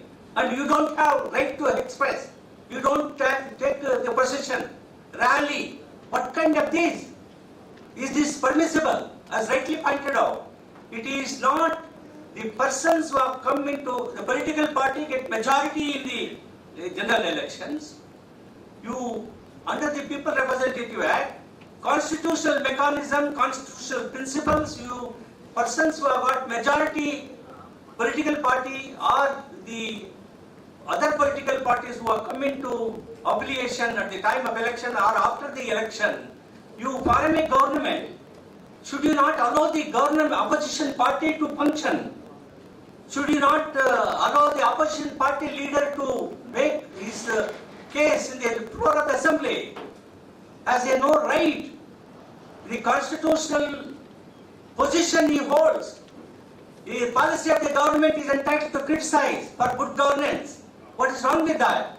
You criticize in the assembly. It is going on. You will not allow the opposition party members to debate on important the topics, the bills which have been introduced. The money bill, just like that, whether it is money bill or not, electoral bonds, it has to be expected. Electoral bond bill, under the money bill, it has been introduced. Is it permissible in the constitutional scheme?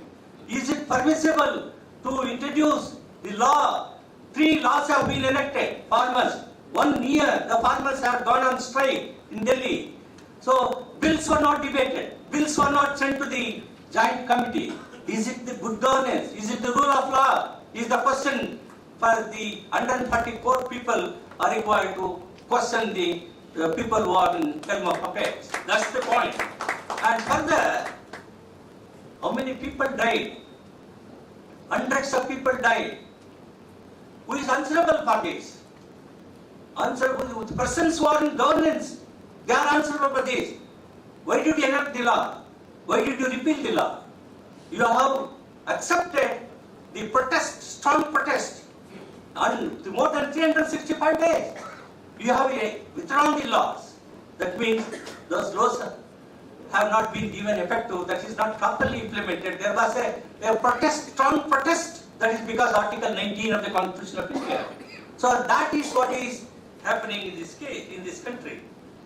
In view of the above reasoning, the issues arise is how does the state justify its policy giving tax subsidies to the rich corporates and simultaneously citing lack of revenues are the primary reason for not fulfilling its obligation to provide social welfare benefits to the poor tribal population. See, this is a malady in this country. You give the land, you acquire the land, you give the subsidy of the contract, this current, you give all subsidies. Yes, we are required the industrial revolution in this country, but not at the cost of the poor man, not at the cost of the other citizenry of this country. Now, another malady is the GST. Common man required to pay central government sales tax when the food is sold. The earlier period, central sales tax of 1957, interstate sale takes place, then only the tax required to be paid to the central government. Today, whether interstate, no interstate transaction, the food you eat, indirect tax, millions of rupees are being required to be paid to the central government. This is the arbitrary exercise of legislative power, and that is not good. For want of time, I am speeding the speech. I am not giving the details. Further, the apex court in Keshwananda Bharati's case noted that Constitution postulated the rule of law in the sense supremacy of the Constitution in the laws opposed to arbitrariness, cautioning the state against making arbitrary laws and policies. The court observed, whereas it is essential, the man is not to be compelled to have recourse as a last resort. The rebellion against the tyranny and oppression, that human rights should be protected by the rule of law. In the light of court's reasoning, violent question that emerges, what option does the poor tribal population have against the state unjust laws and policies that exclusively in favor of rich corporate and violate the tribal citizens' fundamental rights? Later in Indira Nehru Gandhi's case, Rajanarayana, the court observed, this is 1975, the concept of rule of law was not like a twinkling star above the Constitution, but was a terrestrial concept which had its habitat within the 4 corners of the Constitution. While reasoning of the rule of law is that rule of law is the basis of democracy, the court observed the rule of law postulates the pervasiveness of the spirit of law throughout the whole range of government in the sense of excluding arbitrary official action in any way, any sphere. The rule of law is based upon the liberty of the individual and has its object and harmonizing of opposing notions of individual liberty and public order. The notion of justice maintains the balance between the two, and justice has a variable content. In Jaisinghani's case, Union of India and others, the court, while prescribing the conditions that govern the executive exercise of discretion, observed, I quote, the absence of arbitrary power is the first essential of the rule of law upon which our whole constitutional system is based. In a system governed by rule of law, the discretion, when conferred upon executive authorities, must be confined within clearly defined limits. Where discretion is absolute, man has always suffered. It is in this sense that the rule of law may be said to be a sworn enemy of caprice. Discretion, as Lord Mansfield stated, means sound discretion guided by law. It must be governed by rule, not by humor.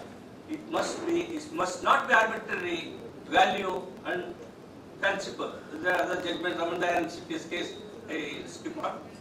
Now, I would like to say, the rule of law is violated in Andhra Pradesh state, such as cases which I refer, which is within my knowledge.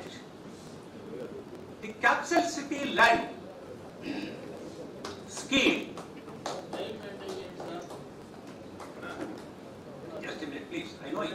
I am aware of it. President is not here. Please, bear with me. Capital city land pooling scheme.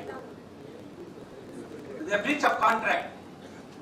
If the contract is breached, denial of fundamental rights, farmers of Amaravati is the classic case. There are 307 cases are foisted against the farmers. It is violation of the rule of law by having protested and dharna. Rallies were taken, 307 cases were filed, executive exercise and arbitrary exercise of power. Police state, literally police department, to be specific, some selected police officials are running the state. It is like private army of ruling party. SC component funds are diverted, contravening the provisions of Subplan Act of AP. The Andhra Pradesh scheduled caste students required to study the policy budget is earmarked that they have not been given. And natural resources are looted brazenly. Here, the minor mineral of sand governed by the regulation, the blatant violation of that, it is taking place. And the political activity of the opposition parties is stifled. Either any political party leader, I have seen in the TV, Visakhapatnam, and in other places, the opposition party leaders, political party leaders are not allowing the police officer, asking him to sit down in the car, not allowing him to rise. This is the blatant violation of the rule of law. Thank you very much. I have got lot of other material. I cannot do justice. If I take time, as pointed out by audience, that I have to maintain time, I must have exceeded 10 minutes time to do the justice to the subject. I am the keynote speaker. Therefore, I have taken much time. Pardon me for that. Thank you very much for organizing this function.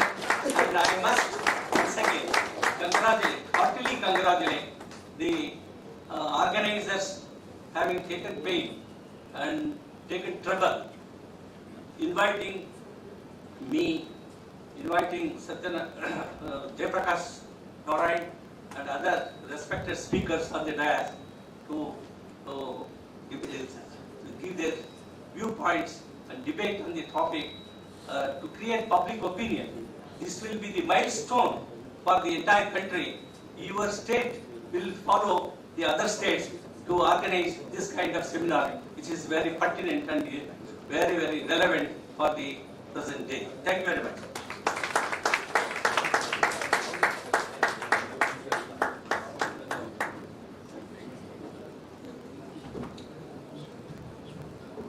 Car number 6299. Traffic at the tower of the Miro car at the just Conchustara. Car number 6299. Thank you, Justice Gopal Gowdaji. Thank you for taking the trouble to fly down all the way from Bengaluru and enlightening us the larger issues of the constitution. Gopala Gowda గారు ప్రధానంగా రాజ్యాంగ విలువలకి చేస్తున్న చట్టాల నిబంధనలకి మధ్య అంతరాన్ని ఎత్తి చూపారు. దానిలో 2 రకాలు ఉంటాయి. ఒకటి ప్రాథమిక హక్కులకే భంగం కలిగినట్టయితే అది ప్రభుత్వం సంతోషం కాదు. వారు చెప్పింది సుప్రీంకోర్టు తీర్పు కేశవానంద భారతి కేసు అదే. రాజ్యాంగాన్ని సైతం మార్చే హక్కు లేదు ఒక పరిమితి దాటి. కాబట్టి ప్రాథమిక హక్కులను ఉల్లంఘించే చట్టం చేసే హక్కు వాళ్ళకి లేదు అసలు. ఆ అంతరాన్ని ఎత్తి చూపెట్టారు. కానీ మన సమస్య దాంతో ఆగిపోతే ఒక రకంగా సంతోషం. కోర్టులు పరిష్కారం చేస్తాయి, ఇది చట్టం సరైనది కాదు, రాజ్యాంగబద్ధం కాదు అని. అది ఒక రకంగా తేలిక ఆలస్యంగా జరిగిన జరుగుతుంది. మన సమస్య అసలు ఈ చట్టంతో నాకు సంబంధం లేదయ్యా, నేనే చట్టం, ఎవడు చెప్పడానికి ఈ నిబంధన ఏంటి, రూల్ ఏంటి, నేనే రూలు. మనం జమీందారుల రాజ్యంలో ఉన్నాం, రాచరికంగా ఉన్నాం ఈ దేశంలో. అది కీలకమైన సమస్య. దానిలో నిర్దిష్టమైన నేరం జరిగితే కొన్ని కోట్లకి ఎత్తున రాసి ఉంటుంది. అది కూడా పెద్ద తేలికైంది కాదు. ఒక్క విషయం వాళ్ళు ఎక్కువ మంది పక్క విషయాలు మర్చిపోయి ఉండొచ్చు. 85 ఫిబ్రవరి 20వ తారీఖున రాజస్థాన్లో ఎన్నికలు జరుగుతున్నాయి. ఇందిరాగాంధీ మరణానంతరం రాజీవ్ గాంధీ గారు కొత్తగా ప్రధానమంత్రిగా వచ్చి కాంగ్రెస్ బ్రహ్మాండంగా గెలిచింది. ఆ ఎన్నికలు జరుగుతున్నాయి. అక్కడ భరత్పూర్ అని ఒకటి ఉన్నది. రాజస్థాన్ అంతా చోట రాజాలు, బడ రాజాలు, కోరకాలు ఉంటాడు, రాచరికం సంస్థానాలు ఎక్కువ ఉండేవి. ఆ భరత్పూర్ రాజా అహంకారంతో ఆనాటి ముఖ్యమంత్రి పాపం అక్కడికి వచ్చి హెలికాప్టర్లో ఏదో ఆయన ఎన్నికల ప్రసంగం చేసుకుంటూ కాంగ్రెస్ పార్టీ తరఫున నా సామ్రాజ్యానికి వచ్చి వాడు ఇక్కడ ఆయన ఎమ్మెల్యే, అక్కడ ఇండిపెండెంట్ ఎమ్మెల్యేగా 40 సార్లు 5 సార్లు ఎన్నికయ్యాడు. నా సామ్రాజ్యంలో వాడు వచ్చి మాట్లాడేటువంటి చెప్పని ముఖ్యమంత్రి హెలికాప్టర్ని కొట్టిపారేశాడు. మనుషులను చంపలేదు కానీ హెలికాప్టర్ని ధ్వంసం చేశాడు. భయంకరమైన తప్పు, జైల్లో పెట్టాలి అన్న అనుమానం నాకు లేదు. కానీ మన పోలీసులు ఏం చేశారు, ఆ స్థానిక ఎమ్మెల్యేని 5 సార్లు ఎమ్మెల్యే అయిన వాడిని చంపేశారు. ఎన్కౌంటర్ పేరు ఫిబ్రవరి 20వ తారీఖు జరిగింది. హత్య విషయం అనుమానం లేదు, చంపిన విషయం నాకు బాగా గుర్తున్నది. ఇప్పుడే నేను ఈ రోజుల్లో గూగుల్ ఉంది కదా, 2020లో జూలై మాసంలో 35 ఏళ్ల తర్వాత శిక్ష పడింది చంపినవాడు. అంటే ఒకవేళ చట్ట ఉల్లంఘన విస్పష్టంగా కనిపిస్తున్నా కూడా, లేకపోతే రాజ్యాంగ ఉల్లంఘన విస్పష్టంగా ఉన్నా కూడా అది రాజ్యాంగ ఉల్లంఘన అయితే ఇదొక సమస్య. పాపం మాన్సింగ్ వాడి పేరు,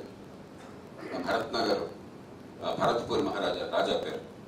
వాడి కొడుకులు కూతురు చచ్చిపోయి ఉంటారు. నేను చూడలేదు కానీ వెరిఫై చేస్తే నేను గ్యారెంటీ చెప్తాను, వాడి పిల్లలు కూడా చచ్చిపోయింటారు. ఇప్పటి రకరకాల సమస్యలు. కానీ మన మౌలికమైన సమస్య ఎన్నికల సంఘం ప్రజాస్వామ్యాన్ని కాపాడలేదు, ప్రజలు ప్రజాస్వామ్యాన్ని కాపాడతారు.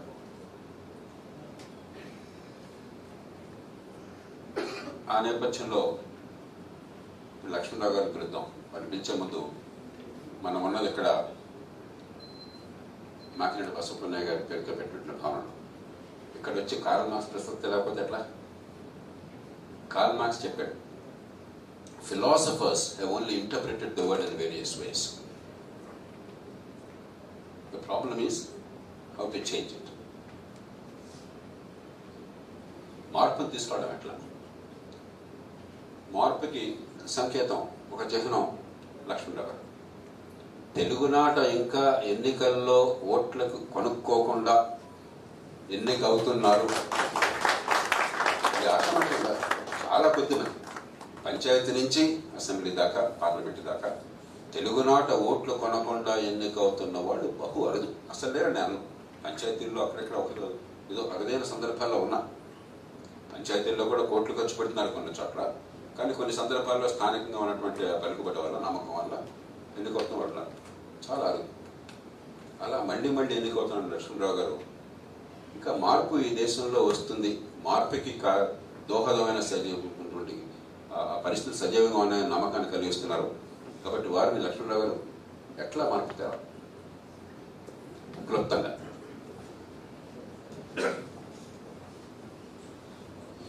ఈరోజు forum for development and democracy మిత్రులు సూరి గారు, నరసింహారావు గారు తదితర పెద్దలు ప్రారంభించారు.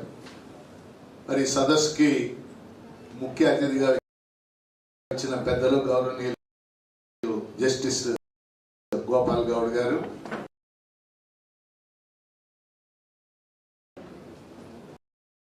అలానే డాక్టర్ జయప్రకాష్ నారాయణ గారు, మిత్రులు సత్యప్రసాద్ ఎప్పటి నుంచో పరిచయం, డాక్టర్ ప్రొఫెసర్ సూరి గారు, అనేక మంది పెద్దల వేదిక ముందు తెలిసిన వాళ్ళు ఉన్నారు, న్యాయ నిపుణులు ఉన్నారు, ఉద్యమకారులు ఉన్నారు. అందరికీ హృదయపూర్వక నమస్కారం. భారత భూభాగంలో రాజ్యాంగమే అత్యున్నతమైన చట్టం, సుప్రీం లా. వాటి దేశంలో చేసే చట్టాలన్నీ రాజ్యాంగ పరిధిలో చేయాలి, అమలు చేయబడాలి. చట్టబద్ధ పాలన దెబ్బతింటుందనేది ఈరోజు మన ఆవేదన. అందుకని సదస్సు పెట్టి సందర్భంగా నేను క్లుప్తంగా 10-15 నిమిషాల్లోనే 4 అంశాలు నా దృష్టిలో ఉన్నాయి, ప్రస్తావన చేస్తాను. మొదటి అంశం, ఆధునిక ప్రభుత్వాలు, ఆధునిక రాజ్యాంగం అధికార విభజన మీద ఆధారపడి. ఫ్రెంచ్ తత్వవేత్త Montesquieu the spirit of laws గ్రంథం రాశారు, మనకు తెలుసు. ఆ గ్రంథంలో ఆయన the theory of separation of powers, government means executive, legislature, judicial, ఈ మూడింటి మధ్య అధికార విభజన ఎలా జరగాలి, ఈ మూడింటి మధ్య సమన్వయం ఎలా ఉండాలి అని సిద్ధాంతం వచ్చింది. అమెరికా రాజ్యాంగంలో కూడా అదే సిద్ధాంతం. అమెరికా రాజ్యాంగంలో ఆ సిద్ధాంతాన్ని చెక్స్ అండ్ బ్యాలెన్సెస్ పేరుతో నడుపుతుంది. బహుశా ఆధునిక ప్రపంచంలో ఏ ప్రభుత్వం అయినా ఈ 3 అంగాల మధ్య నడుస్తూ ఉంటుంది. ఈ 3 అంగాల మధ్య, 3 ఆర్గాన్స్ మధ్య సమన్వయం ఉండాలి, ఒకదాని మీద ఒకటి ఆధిపత్యం ఉండకూడదు. నాకు పొలిటికల్ సైన్స్ లో నాకు అర్థమైనంత వరకు చెబుతుంది. కానీ ఈరోజు భారతదేశంలో మనం చూసినప్పుడు ఎగ్జిక్యూటివ్, లెజిస్లేచర్, జ్యుడిషియరీ ఈ 3 మనం పరిశీలన చేసినప్పుడు ఎగ్జిక్యూటివ్ యొక్క ఆధిపత్యం పెరిగిపోతుంది. ఇందాక సూర్య గారు కూడా చెప్పారు. లెజిస్లేచర్ రోజు రోజుకి క్షీణించిపోతుంది. అనేక రాష్ట్రాల్లో, కేంద్రంలో కూడా లెజిస్లేచర్ 365 రోజుల్లో అది సమావేశాలు అయ్యే కాలం 20 రోజులు, 30 రోజులు పెంచుతుంది. చాలా రాష్ట్రాల్లో పరిస్థితి ఏంటంటే, మన రాష్ట్రంతో సహా లెజిస్లేచర్ ఎన్ని రోజులు జరపాలి? ఇప్పుడు రేపు బడ్జెట్ సమావేశాలు మార్చి నుంచి 6 నుంచి అంటున్నారు, 4 రోజులు జరుపుతారంట. బడ్జెట్ సమావేశాలు ఎన్ని రోజులు? కనీసం 4 రోజులు జరగాలి కదా. చిత్రం ఏంటంటే, రాజ్యాంగం ఏం చెప్పింది? 2 సమావేశాల మధ్య కాలం 6 నెలలు మించకూడదు అని చెప్పి. అందుకని ఏం చేస్తున్నారంటే, 6 నెలల తర్వాత సమావేశం పెట్టి 1 రోజు జరుపుతున్నారు. మళ్ళీ 6 నెలల తర్వాత, మళ్ళీ 6 నెలల తర్వాత జరపక్కర్లేదు కదా. లెజిస్లేచర్ ఉద్దేశం అదే. లెజిస్లేచర్ డిబేట్ లేదు, డిస్కషన్ లేదు, ప్రధాన నాయకులు హాజరు కావడం లేదు. ఆ రోజుల్లో నెహ్రూ గారు హాజరయ్యేవాడు, రామ్ మనోహర్ లోహియా, హిరేన్ ముఖర్జీ, ఏకే గోపాలన్, వీళ్ళంతా గొప్ప గొప్ప ఉపన్యాసాలు ఇస్తే ఆయన స్వీకరించేవాడు అన్నింటినీ. మన ఆంధ్రప్రదేశ్ శాసనసభలో కూడా తరిమల నాగిరెడ్డి, పుచ్చలపల్లి సుందరయ్య, భవిలాల్ గోపాలకృష్ణయ్య, తెన్నేటి విశ్వనాథం, ఎన్నో పేర్లు. మనం వాళ్ళ స్థాయి విలువలు ఇప్పుడు ఎక్స్పెక్ట్ చేయమని నేను అంటలేదు, కానీ మినిమం ఉండాలి కదా. లెజిస్లేచర్ క్షీణించిపోతుంది.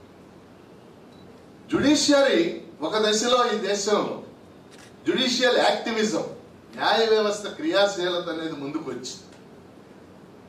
Justice Bhagwati, justice VR Krishna Iyer, justice YV Chandrachud గొప్ప గొప్ప తీర్పు, జస్టిస్ చిన్నపరెడ్డి గొప్ప గొప్ప తీర్పులు ఇవ్వడం మనం చూసాం. పెన్షన్లు పొందటం భిక్ష కాదు, రాజ్యాంగ హక్కు. జడ్జిమెంట్ చెప్పింది, ఈరోజు చెప్తుందా సుప్రీంకోర్టు? అది కనుక అలాంటి జడ్జిమెంట్స్ ఇచ్చారు. న్యాయ వ్యవస్థ క్రియాశీలత కొనసాగింది. కానీ ఈరోజు న్యాయ వ్యవస్థ పరిస్థితి ఏంటి?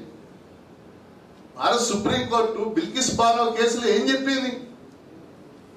బిల్కిస్ బానో కేసులో సుప్రీంకోర్టు జడ్జిమెంట్ ఎంత దరిద్రం అంటే, ఫండమెంటల్ రైట్స్ గురించి మనం మాట్లాడినాం. సాయిబాబా ఒక అంగవైకల్యం కలిగినటువంటి వ్యక్తి హైకోర్టు బెయిల్ ఇమ్మంది సుప్రీంకోర్టు తిరస్కరించింది. లేటెస్ట్ మనం చూసాం. వలస కార్మికులకు హక్కులు లేవంది సుప్రీంకోర్టు. అంటే ఇలాంటి జడ్జిమెంట్ ఎక్కడో ఒకటి మధ్యలో చెప్తారు ప్రాథమిక హక్కులు కాపాడుతున్నాం అని. కానీ ఈరోజు జ్యుడిషియరీ మీద కూడా ఎందుకు ఇలాంటి జడ్జిమెంట్స్ వస్తుంది? బిల్కిస్ బానో కేసులో ఎవరు ఇప్పించారు జడ్జిమెంట్? ఈ రావడానికి కారణం ఏంటి? ఎగ్జిక్యూటివ్ ఒత్తిడి అని నేను భావిస్తున్నాను. అందుకని నేను చెప్పదలుచుకున్న మొదటి పాయింట్ ఏంటంటే, గత కొన్ని సంవత్సరాలుగా ఎగ్జిక్యూటివ్ పేరుతో ఒత్తిడి పెరిగిపోయి లెజిస్లేచర్, జ్యుడిషియరీ కూడా బలహీన పడిపోతున్నాయి. ఎందుకని ఎగ్జిక్యూటివ్ అంత స్ట్రెంగ్త్ అయింది? దానికి కారణం రాజకీయ పార్టీల్లో ఉన్నటువంటి వ్యక్తుల ప్రాబల్యం. అలాగే రెండో అంశం నేను మాట్లాడదలుచుకుంది ఏంటంటే, ఆధునిక ప్రజాస్వామ్యాలు రాజకీయ పార్టీల మీద నడుస్తాయి. రాజకీయ పార్టీలు లేకుండా ప్రజాస్వామ్యం లేదు.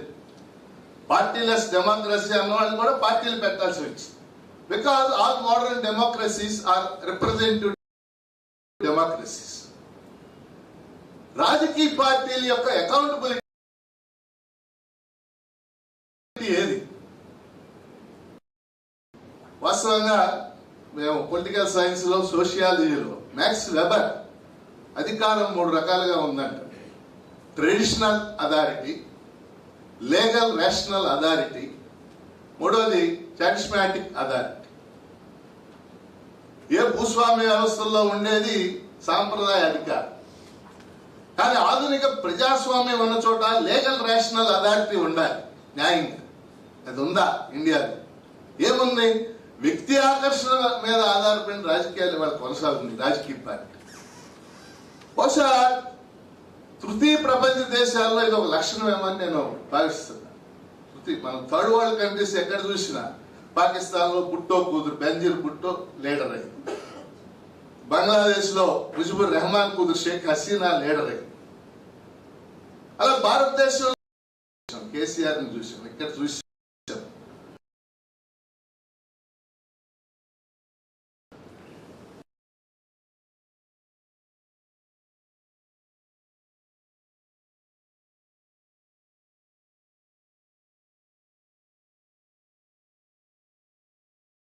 ఇప్పుడు చూస్తున్నాం జగన్మోహన్ రెడ్డి. ఏంటి వ్యక్తుల ప్రాబల్యం? అంటే రాజకీయ పార్టీలలో ఉన్నటువంటి వ్యక్తుల ప్రాబల్యం వాళ్ళు నియంతృత్వ ధోరణులు వచ్చి మిగిలిన వాటిని అణచివేసేటటువంటి ధోరణి కనపడుతుంది. ఏమిటి దీనికి మార్గం? నాకు అనిపించేది ఏంటంటే, జయప్రకాష్ నారాయణ గారు దీని మీద, ఈ పాయింట్ మీద తర్వాత వారు స్పందించాలని కోరుతాను. నాకు అనిపించేది ఏంటంటే, భారత రాజ్యాంగంలో 1985 దాకా, ఆ మూల నుంచి ఈ మూల దాకా ఎక్కడ రాజకీయ పార్టీ అనే మాట లేదు. రాజకీయ పార్టీ ప్రస్తావన లేదు. ఫస్ట్ టైం రాజ్యాంగంలో రాజకీయ పార్టీ ప్రస్తావన ఎప్పుడు వచ్చిందంటే, పార్టీ ఫిరాయింపుల నిరోధక చట్టం, యాంటీ డిఫెక్షన్ యాక్ట్ పెట్టాకే పార్టీ అనేది వచ్చింది. నా ప్రతిపాదన ఏంటంటే, రాజకీయ పార్టీలు కూడా రాజ్యాంగంలో భాగం చేసి వాళ్ళ కోసం ఒక చాప్టర్ చేర్చి, రాజకీయ పార్టీల అంతర్గత ప్రజాస్వామ్యం ఎలా ఉండాలి, ఎన్నేళ్లకు ఒకసారి పార్టీలో ఎన్నికలు జరగాలి, కింది స్థాయి కమిటీల నుంచి రాజకీయ పార్టీ ఎలా నిర్మించబడాలి, ఆ పార్టీ నాయకుడు ఎలా ఎన్నిక కావాలి, కొంత అంతర్గత ప్రజాస్వామ్యం డెవలప్ అయ్యేలాగా రాజకీయ పార్టీల్ని రాజ్యాంగంలో భాగం చేసి 1951 ప్రజా ప్రాతినిధ్య చట్టం కూడా సవరణ చేస్తే బాగుంటుంది అనేది నాకున్నటువంటి ప్రగాఢమైనటువంటి అభిప్రాయం. చెప్పగలిగానా? నేను చెప్పదలుచుకున్న విషయం తప్పని పట్టణం కాదు. లేదా ఎలా ఇట్ని అరికట్టడం? మనం నాయకుడు ఎవరు మాట్లాడరు, ఇంటర్వ్యూలు ఎవరు? నేను ఎమ్మెల్సీగా ఉన్నాను, ముఖ్యమంత్రిని కలవడం కుదరదు. ముఖ్యమంత్రిని 3 ఏళ్లలో 3 సార్లు కలిశాను. ఎమ్మెల్యేలు ఏమన్నారు? నువ్వు చాలా నయం అంటున్నారు. నువ్వు చాలా నయం 3 సార్లు కలిశారు కదా. అదేంటి ప్రజాస్వామ్యాన్ని మాట్లాడాలి కదా. మేధావులు కలవాలి, యూనియన్లు కలవాలి, ఎమ్మెల్యేలు కలవాలి, ఎంపీలు కలవాలి, డిబేట్ చేయాలి, డిస్కషన్ చేయాలి, డెలిబరేషన్స్ చేయాలి కదా. లేకుండా ప్రజాస్వామ్యం ఏంది?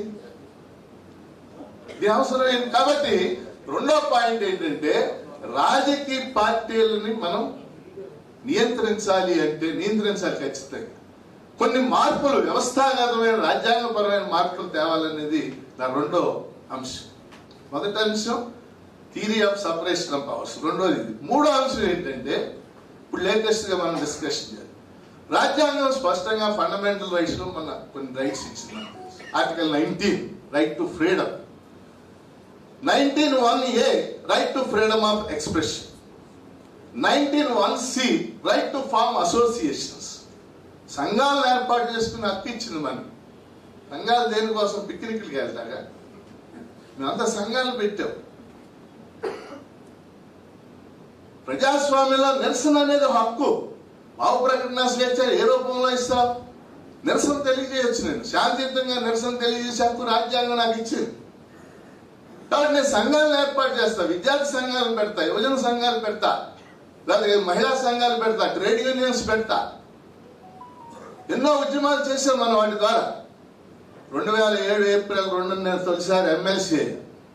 ఉమ్మడి రాష్ట్రంలో ఇందిరా పార్క్ దగ్గర కొన్ని వేల ధర్నాలకు నేను హాజరయ్యా ఎమ్మెల్సీ 2007 నుంచి 15 దాకా.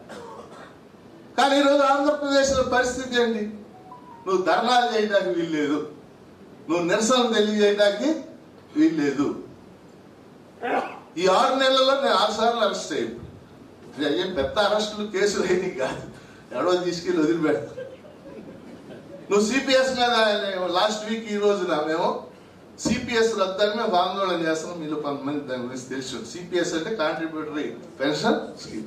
కానీ ఈ విజయవాడ ధర్నా చౌక్ లో వాస్తవం చెప్పాలంటే ఇందిరా పార్క్ దగ్గర మనం ధర్నా చౌక్, దానికి మనం పెట్టుకున్న పేరు. 100 ధర్నాలు శాసనసభ శాసన మండలి జరిగేటప్పుడు టెంట్లు 10 వేసేసి ఉండేవి. మనుషులు మారుతా ఉండేవాడు రోజు. ఇక్కడ ధర్నా చౌక్ అలౌ చేయలే. 2014 మనమే అలంకార థియేటర్ దగ్గర దాన్ని కృష్ణా కాలువ పక్కన బాగు చేసుకుని మనమే దాన్ని చేసి మనమే దాన్ని ధర్నా చౌక్ అని పేరు పెట్టి ధర్నాలు చేసి ఇప్పుడు ఇక్కడ జరగనివట్లా. ఒకవేళ జరిగిన 10 నుంచి 12 దాకా ఇస్తున్నాం పర్మిషన్. 2 దాకా ఇస్తే ఏమవుతుంది? 5 దాకా ఇస్తే ఏమవుతుంది? ఎంతమంది హాజరవుతారు? 20 మంది రూల్ అది. కానీ ఇవన్నీ గొడవలేదు. కానీ మనం ఏం చేశాను లాస్ట్ వీక్ ఈ సమయంలో గన్నవరం అవతల హైవే పక్కన లోనకి 1 ఎకరం స్థలంలో టెంట్ వేసి అక్కడ పర్మిషన్ పెట్టు. ఇక గొడవ ఉండదు కదా, మీ ట్రాఫిక్ సమస్య. కానీ పర్మిషన్ ఇవ్వాల. అసలు ఇంట్లో నుంచి బయటికి రాని వాళ్ళు ఆ రోజు మనం. What does it mean? ఏమి హక్కులు ఇవి? అందుకని ప్రభుత్వం ఏదైనా కావచ్చు, నిరసన తెలియజేసే హక్కు రాజ్యాంగం ఇచ్చింది. భావ ప్రకటన స్వేచ్ఛ రాజ్యాంగం ఇచ్చి, సమావేశాలు పెట్టుకున్నప్పుడు రాజ్యాంగం ఇచ్చి. ఇప్పుడు ఇవేవి కూడా అది రాష్ట్రం ఒకటే, కేంద్రంలో కూడా అదే జరుగుతుంది కదా. కేంద్రంలో పాలకులు ఏం చేస్తున్నారు? జవహర్లాల్ నెహ్రూ యూనివర్సిటీలో పిల్లలు మాట్లాడటానికి వీల్లేదు, అరెస్ట్ చేసి బెయిల్ లేకుండా సంవత్సరాల తరబడి జైల్లో ఉంచుతున్నారు. ఎన్నో కేసులు నా సార్ కూడా చెప్పారు. యూనివర్సిటీ ఆఫ్ హైదరాబాద్ లో మాట్లాడటానికి వీల్లేదు. మరి ఇంక దేనికి యూనివర్సిటీలు మాట్లాడకపోతే పాఠం ఊరికి ఇంటాక. కాబట్టి కేంద్రంలో అదే పరిస్థితి ఉంది, రాష్ట్రాల్లో కూడా అదే పరిస్థితి. కేసీఆర్ క్లాసిక్ ఎగ్జాంపుల్ కదా. తెలంగాణ రాష్ట్రం కోసం ఆయన ఇందిరా పార్క్ దగ్గర కనీసం 50 ధర్నాలు చేసేది మనకు తెలిసి. అదే ఆమరణ దీక్షలు కూడా. ఆయన ముఖ్యమంత్రి అయ్యాక చేసిన మొదటి 6 నెలల్లో మొదటి నిర్ణయం ఏంటంటే ఇందిరా పార్క్ దగ్గర ధర్నా చౌక్ని తీసేస్తున్నాం. ఎక్కడ పెడుతున్నాం? హైదరాబాద్ బయట పెడతాను. ఎందుకు అంత భయం నీకు? నువ్వు చేసావు కదా. ఇప్పుడు జగన్మోహన్ రెడ్డి సత్యాగ్రహాలు చేయలేదా? చంద్రబాబు నాయుడు చేయలేదా? చేశారు కదా మీరంతా. మరి అధికారంలో రాగానే ఎందుకు ఎవరు మనకు పర్మిషన్? కాబట్టి అది నువ్వు ఇచ్చింది కాదు, రాజ్యాంగం ఇచ్చింది. ఆర్టికల్ 19(1)(a) 1(c) వాళ్ళు ఇచ్చినటువంటి హక్కులు ఇవాళ అవి లేనటువంటి పరిస్థితిని మనం చూస్తాం. ఇది 3వ అంశం. 4వ అంశం చివరిది 2 నిమిషాలు. ఏమిటి వీటన్నిటికి కాదు, నాకు అనిపించేది ఏంటంటే భారత రాజకీయ వ్యవస్థ 1991 ఎల్పిజి తర్వాత, లిబరలైజేషన్, ప్రైవేటైజేషన్, గ్లోబలైజేషన్ తర్వాత కార్పొరేట్ రాజకీయాలుగా మారిపోయి ఈరోజు క్రోనీ క్యాపిటలిజం ఈ రాజకీయ వ్యవస్థని నియంత్రణ చేస్తుంది. రాజకీయ వ్యవస్థ ఆర్థిక వ్యవస్థను నియంత్రణ చేయటం కాదు, ఆశ్రిత పెట్టుబడిదారీ విధానం ఏదైతే ఉందో అది రాజకీయ వ్యవస్థ నడుపుతుంది. కాబట్టి ఆశ్రిత పెట్టుబడిదారీ విధానం వల్ల లబ్ధిదారులు అయ్యేటటువంటి వాళ్ళందరూ ఈ ఉద్యమాలను జరగనివ్వరు. ఇప్పుడు ముఖ్యమంత్రి అనేది ఒక వ్యక్తి కాదు, మీరు గుర్తుపెట్టు. ఆయన పరిశ్రమ పెడుతున్నాడు అనంతపురంలో, అదాని కొన్ని వేల ఎకరాలు తీసుకోబోతున్నాడు, ఏదో సోలార్ ఎనర్జీ. అది ఇవ్వడానికి రైతులకు ఇష్టం లేక వాళ్ళకి అండగా మేము నిలబడ్డాం అనుకోండి, చట్టాలు చెప్తున్నారు, అరెస్టులు చేస్తారు. అదానికి ఎవరు అండ? కేంద్రంలో వాళ్ళు అంటే, రాష్ట్రంలోని వాళ్ళు అంటే. ఎవరు మాట్లాడట్లేదు కదా. హిడెన్బర్గ్ రిపోర్ట్ వచ్చాక ఆంధ్రప్రదేశ్లో ఉన్న ప్రధాన రాజకీయ పార్టీలు ఎవరైనా ఖండించారు దాన్ని? ఖండించలేదు కదా. విశాఖ ఉక్కు కర్మాగారం ప్రైవేటీకరణ చేస్తే ఆంధ్రప్రదేశ్లో ప్రధాన రాజకీయ పార్టీలు ఎందుకు మాట్లాడడం, ఎందుకు ఖండించం అని ప్రశ్నిస్తున్నాం. అంటే భారతదేశంలో రాజకీయ వ్యవస్థ ఇవాళ క్రోనీ క్యాపిటలిజం, ఆశ్రితులకి మైనింగ్, ఆశ్రితులకి ఇసుక, ఆశ్రితులకి భూములు, ఆశ్రితులకి సెజలు, వీళ్ళు కంట్రోల్ చేస్తున్నారు ఆర్థిక వ్యవస్థ. అందుకని దానిలో భాగంగానే రాజకీయ పార్టీలు ఏం చేస్తున్నాయి, ముఖ్యంగా ఆంధ్రప్రదేశ్ లో జేపీ గారు చెప్పారు, ఎమ్మెల్యేలు ఎమ్మెల్సీలకి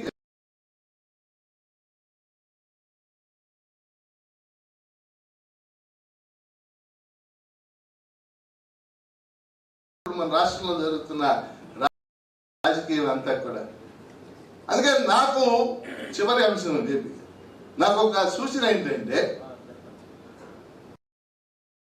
భారత ప్రజా ప్రాతినిధ్య చట్టాన్ని సవరణ చేసి ఒక రాజకీయ పార్టీలో టికెట్లు, ఆ రాజకీయ పార్టీలో కనీసం ఒక 5 ఏళ్ల పాటు క్రియాశీలక కార్యకర్తగా ఉన్నవాడికే టికెట్ ఇవ్వాలి అని ఒక సవరణ చేస్తే బెటర్ అని అనిపిస్తుంది. చేయలేదు వేరే విషయం, కానీ ఎన్నికల సంస్కరణ డిమాండ్ చేసే మనకు హక్కు మనకుంది. ఎందుకంటే నేను ప్రత్యక్షంగా చూశాను, ఓ పార్టీ అధికారంలో ఉంది, ఓ పార్టీ ప్రతిపక్షంలో ఉండి తన్నులు తింటారు, కేసులు పెట్టించుకుంటారు, అరెస్టులు అవుతారు. కానీ ఎన్నికలు రాగానే ఆ తన్నులు తిన్నోడుకు, అరెస్ట్ అయినోడికి ఎవరికి టికెట్ రావట్లేదు. వాడు ఎక్కడో హైదరాబాద్ రియల్ ఎస్టేట్ చేసుకుంటాడు, మర్నాడు పొద్దున్నే వచ్చి టికెట్ పొందుతాడు. 100 పేర్లు చెప్పడం మర్యాద కాదు కాబట్టి నేను చెప్పట్లేదు. అందుకని క్రోనిక్ క్యాపిటలిజం ఈ వ్యవస్థని కబళించేస్తుంది. మొత్తం ఈ హక్కులు బాగా అణచివేయడానికి ఇది కూడా కారణం. అది అల్టిమేట్ గా మీరు గుర్తుపెట్టుకోండి. వీటిని మనం వ్యతిరేకించాలి. ఈ 4 అంశాలే ఇవాళ ఈ హక్కులకి భంగం కలుగుతుంది. అందులో భాగమే GO1 కావచ్చు, ఇంకోటి కావచ్చు. వీటిని ఇంటిగ్రేట్ చేసి చూడాలి.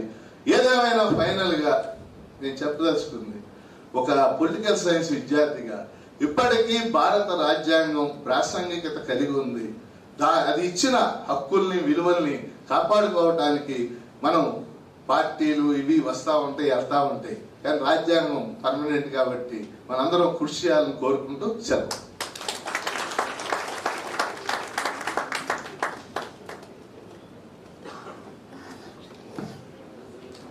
చాలా క్లుప్తంగా నిర్దిష్ట అభిప్రాయాన్ని బల్లగొద్దిమని చెప్పారు లక్ష్మణరావు గారు, అభినందిస్తున్నాను. నాకు ఆంధ్ర తెలంగాణ ఊడిపోయిన అర్థం కావట్లేదు. ఇక్కడ అసెంబ్లీ 15 రోజుల నుంచి 40 సంవత్సరానికి మీరు ఏదో నెలకి అది బడ్జెట్లో కోరుకుంటున్నారు. సంవత్సరానికి 15 రోజులు నడుస్తుంది, 15-16 రోజులు. అన్ని రాష్ట్రాలు అట్లా తగలండి. దురదృష్టం కొద్దీ దాదాపు అన్ని రాష్ట్రాల్లో 6 రోజులు ఉన్న రాష్ట్రాలు కూడా ఉన్నాయి. వాళ్ళని చూస్తే మనం నేర్చుకుంటాం. నేను 15 రోజులు పెడతాను, వాళ్ళు 6 రోజులు పెడతాను. 21 రోజులు మ్యాక్సిమం ఉంది. 6 నుంచి 21 రోజులు నడుస్తున్నాయి. దేశం మొత్తంలో ఒక సంవత్సరంలో సభలు జరిగేటువంటి. అట్లాగే ఎమ్మెల్యేని కలవకపోవడం, ఎమ్మెల్సీ సెక్రటరీ కూడా మా ముఖ్యమంత్రికి ఉంది. తెలంగాణ విడిపోవడం దిగక అదే పనులు చేస్తుంటే రాజ్యాంగాన్ని ఏ మేరకు అమలు చేస్తుందంటే ఒక విషయం మాత్రం తుంచి తప్పని అమలు చేస్తున్నారు. అంతా కూడా అసెంబ్లీలో లేక లోక్సభలో మెజారిటీ ఉన్నవాడు రాజ్యం చేస్తాడు. అది బాగా అర్థమయ్యాడు. ఎక్కడన్నారని మెజారిటీ ఎలక్షన్లో ఓట్లు కొని కానివ్వండి, ఎమ్మెల్యేలు ఎంపీలు కొని కానివ్వండి, రాజీనామా చేసి మళ్ళీ ఎన్నికల్లో పెట్టించి కానివ్వండి, ఏదన్నా కానివ్వండి, ఆ ఒక్కటి మాత్రం తూచా తప్పకుండా అమలు చేస్తున్నారు. రెండోది 6 రోజులు ఎందుకు పెడుతున్నారు శాసనసభని? అదృష్టం కొద్దీ అంబేద్కర్ గారు రాజ్యాంగంలో రాశాడు, ఏడాదికి కనీసం 2 సార్లు 180 రోజులకు ఒకసారైనా సమావేశం కావాలి అని పెట్టాడు ఆయన. రెండోది బడ్జెట్ కానీ చట్టాలు కానీ దీని ద్వారా మాత్రమే రావాలని పెట్టాడు. అది ఆ మాసానికి పెట్టకపోతే అది కూడా లేదు. ఈ మేరకు మాత్రమే రాజ్యాంగాన్ని చిత్తశుద్ధి అమలు చేస్తున్నారు.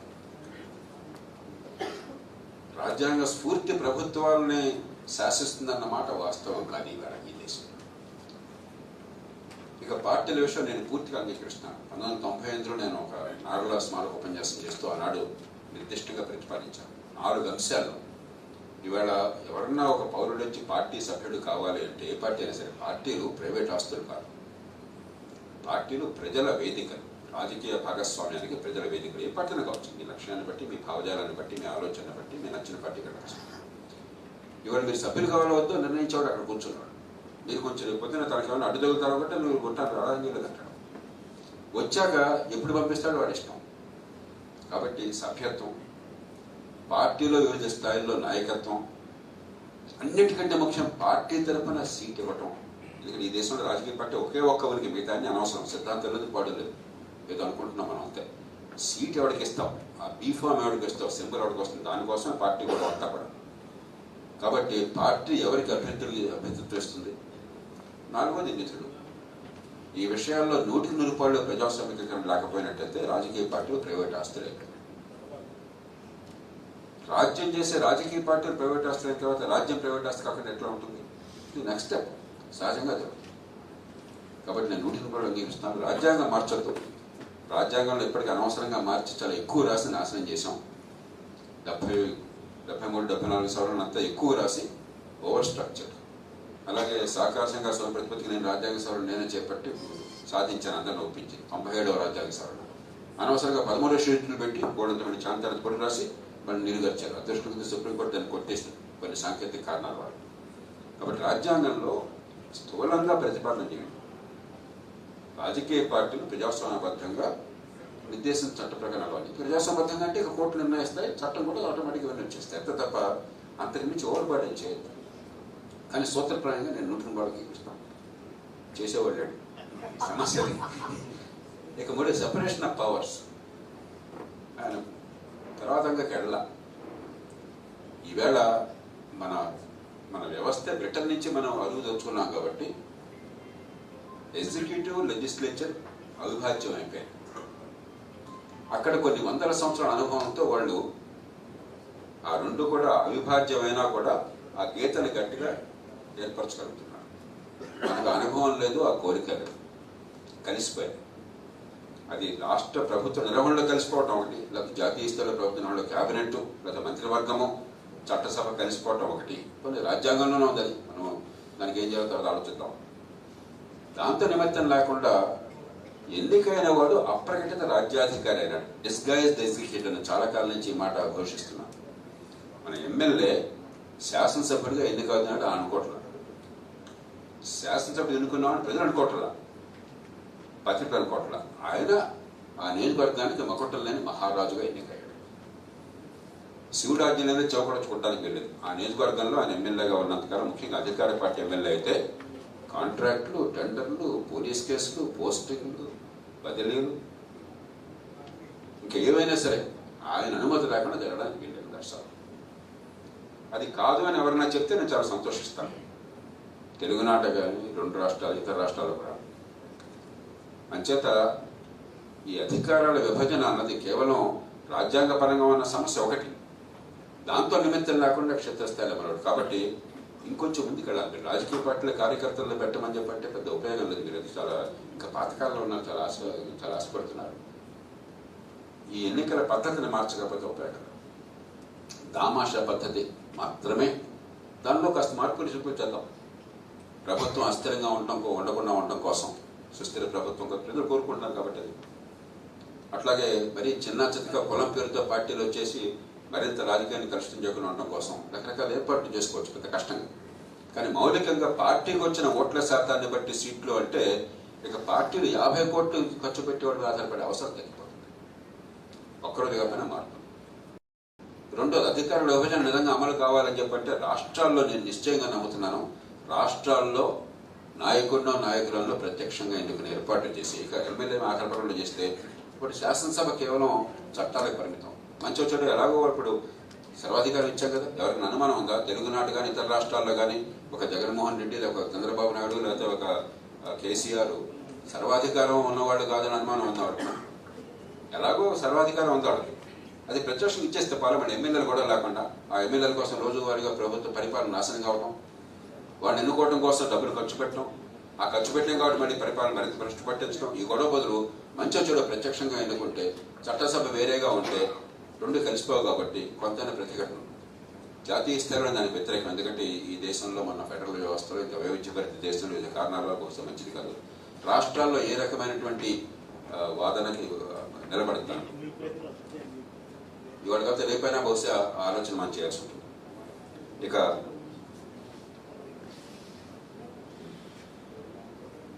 ప్రొటెస్ట్ గురించి చెప్పారు, 100% వాస్తవం.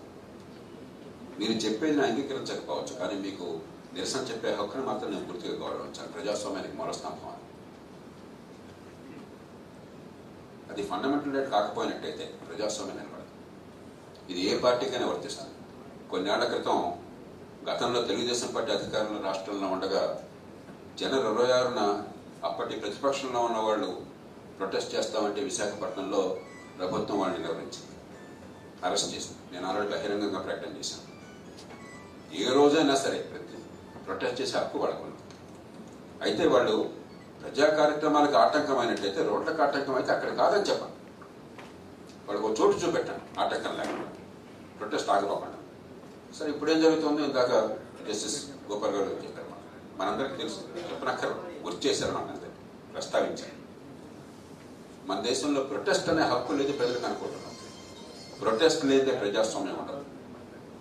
వైట్ హౌస్లో ప్రతిరోజు వైట్ హౌస్ ముందు ఒక 100 గుడారాలు ఉంటాయి. ఎవడు కూడా వాడు చెప్పేది చెత్తో చదారం మంచి వచ్చాడు ఏదో ఉంటుంది. చాలా మంది తెక్కాయి, ఏముండదు, సెన్స్ ఉండదు, కానీ వాడి ఇష్టం, వాడి హక్కు చెప్పుకోనివ్వండి, వాడి కోసం వాడు చెప్పుకోనివ్వండి. మనం నచ్చితే మెజారిటీ ఆమోదిస్తే అది మార్గం అవుతుంది, లేకపోతే మర్చిపోతారు. కానీ నాకు ఇష్టం లేదు కాబట్టి నువ్వు మాట్లాడే హక్కుని నేను అణిచేస్తాను, నీకు నిరసన హక్కు లేదంటే నేను పూర్తిగా దానికి 100% దాన్ని వ్యతిరేకించాను. అలాగని చెప్పి నేను నిరసన పేరుతో రోడ్లు అట్టుకోమని కాదు, నేను దాన్ని పూర్తిగా వ్యతిరేకించాను. అంబేద్కర్ చాలా స్పష్టంగా చెప్పారు, రాజ్యాంగం వచ్చినాడు, ఒకసారి రాజ్యాంగం వచ్చాక, ప్రాథమిక హక్కులు వచ్చాక, ఓటు వచ్చాక, స్వప్రపాలన వచ్చాక పాతకాలం పద్ధతులు పోవాలని నిరసనలో అని చెప్పాను. ప్రజాస్వామ్యబద్ధంగా శాంతియుతంగా ఆటంకం లేకుండా, శాంతి నిరాటంకం, ఈ రెండు మౌలిక. దానికి లోపడ్డ వరకు ఎవరికి ఎప్పుడు ఎక్కడైనా సరే ఏ విషయమైనా సరే ప్రొటెస్ట్ చేసే హక్కు ఉన్నది. పొరపాటు వదనైతే దాన్ని పూర్వపక్షం చేయండి. లక్ష్మణరావు గారు చెప్పిన మనీ నేను అంగీకరించాను, మళ్ళీ మాజీ మార్క్సిస్ట్ కదా ఆయన కొన్ని ఉంటాయి. కంట్రిబ్యూటరీ పెన్షన్ స్కీమ్ తీశారని నేను 100% లేకపోతే డిబేట్ పెట్టండి, నేను చెప్తాను ఎంత తక్కువ. కానీ ఆయన చెప్పే హక్కు ఉన్నది. అధ్యక్షుడు కూర్చున్నాను కాబట్టి ఆయన మీరు మాట్లాడుతుంటే ఎట్లా? నిరసన చెప్పడం అంటే వారు చెప్పింది నిజం అంగీకరించడం కాదు. In democracy we have a right to speak out. If that is denied, all democracy is dead. ఒకప్పుడు తమిళనాడులో ఉండేది, ఒక 25 ఏళ్ల క్రితం తమిళనాడుకి వెళ్ళినప్పుడల్లా చాలా మంది నాకు ఇక్కడ మిత్రులు ఉండేవాళ్ళు, ఏమయ్యా మా తెలుగునాట ఎంత అధ్వాన్నంగా ఉన్న రాజకీయం ఎంత అనాగరికంగా లేదు, ఎవరి గొడవ వాడు చెప్పుకునే అవకాశం ఉంది, అసెంబ్లీలో అర్చుకుంటారు, ఇతరులు ఏమవుతారు, కానీ ఇలాగ అనాగరికం లేదని చెప్పారు. ఎందుకంటే అక్కడ మీరు అధికారంలో నేను అసెంబ్లీకి రాను, నేను వస్తే నా పట్ల పిలుస్తాను, మీరు ఇలా తయారైపోయింది. తమిళనాడు కాస్త బాగుపడింది, నాగరికత వచ్చింది, ఆ స్థానాన్ని మనం భర్తీ చేస్తున్నాం. సిగ్గుపడాలి. ఇప్పుడు ఆ తమిళ సోదరుల ముందు నేను తలదించుకుంటున్నాను. ఇది కాదు, మన వాళ్ళకి మార్గం చూపెట్టాల్సింది పోయి మనం చాలా అనాగరిక పద్ధతులు పెడుతున్నాం. కాబట్టి దానిలో సందేహం లేదు. మళ్ళీ తుదకు న్యాయస్థానాలు ఇవన్నీ అవసరమే, కానీ తుదకు ప్రజల్లో ఎక్కడో ఒక చోట కులాన్ని, మతాన్ని, ప్రాంతాన్ని, వర్గాన్ని, పార్టీని దాటి నేను, నా కుటుంబము, నా చుట్టూ ఉన్న సమాజము, మన మంచి ధర్మము అధర్మము అన్న విచక్షణ లేకపోయినట్టయితే ఆ సమాజాన్ని దేవుడు కూడా కాపాడాడు. ప్రజాస్వామ్యంలో చట్టబద్ధ పాలన కాపాడేది తుదకు విజ్ఞత గల పౌరులు. పోలీసు వాళ్ళు కాదు. నిజంగా నిజాయితీ పరులైనా స్వతంత్రంగా పనిచేసినా కూడా పోలీసు వాళ్ళ వల్ల, కోర్టుల వల్ల, చట్టబద్ధ వల్ల నిలబడదు, విజ్ఞత గల ప్రజల వల్ల నిలబడుతుంది. మనం పూర్తిగా ట్రైబలైజ్ అయిపోయి మనోడైనప్పుడు వాడు గుండా అయినా కూడా సమర్థిస్తుంటే, మనోడు కాబట్టి మన పార్టీయో మన వర్గమో మన కులమో కాబట్టి వాడు గుండా అయినా అంతకైనా సమర్థిస్తే, మనోడు కాని వాడు ధర్మపరుడైనా వాడు వ్యతిరేకిస్తే కోర్టులు ఏం చేస్తాయండి? కోర్టులు ఏం చేస్తాయి? పోలీసు వాళ్ళు ఏం చేస్తారండి? వాళ్ళు ఏం చేస్తారు? మనకు ఉండాలిగా ఇంగితం జ్ఞానం, మన మంచి అంటే మనకు అర్థం కావాలి. కాబట్టి తుదకు మళ్ళీ నేను సాధారణంగా ప్రజల్ని ఇప్పుడు తప్పుపాటను, కానీ కొన్ని మౌలికమైన విషయాలు మనం అర్థం చేసుకోవాలి. నా మంచి ఏమిటి, నా కుటుంబానికి ఏమిటి, నా చుట్టూ ఉన్న సమాజానికి ఏమిటి అని చెప్పాను. ప్రతిదానికి కోర్టులు, ఎమ్మెల్యేలు, మరి పోలీసు అధికారులు, జిల్లా కలెక్టర్లు ఇవన్నీ ఎవరు చెప్తాం. ఎమ్మెల్యే, మంత్రులు, ముఖ్యమంత్రులు, ప్రధానమంత్రులు ఇవన్నీ మాట్లాడుతున్నాం. మనమేం చేస్తున్నాం? ఎంతో కొంత చైతన్యం వస్తున్న ఆశతోనే సూర్య గారు ప్రయత్నం ఇక్కడ మొదలెట్టారు. ఆశ కొంత నెరవేరుతుందని ఆశ నాకు ఇంకా ఉన్నది. మరి న్యాయ కోవిదులను చూసాం, మరి ప్రజాజీవనంలో మామేకవతను లక్ష్మణరావు గారిని చూసాం, న్యాయస్థానాల్లో ఎన్నో రంగాల్లో పోరాడుతున్నటువంటి మిత్రులు ప్రసాద్ గారు, వారిని వారి భావాలు చెప్పండి.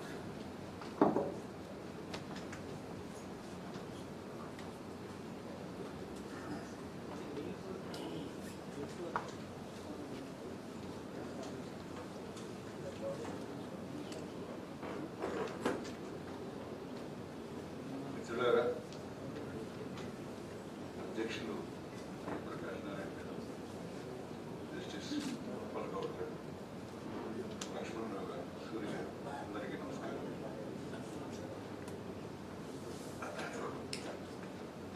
చాలా వరకు అంశాలు కవర్ అయింది.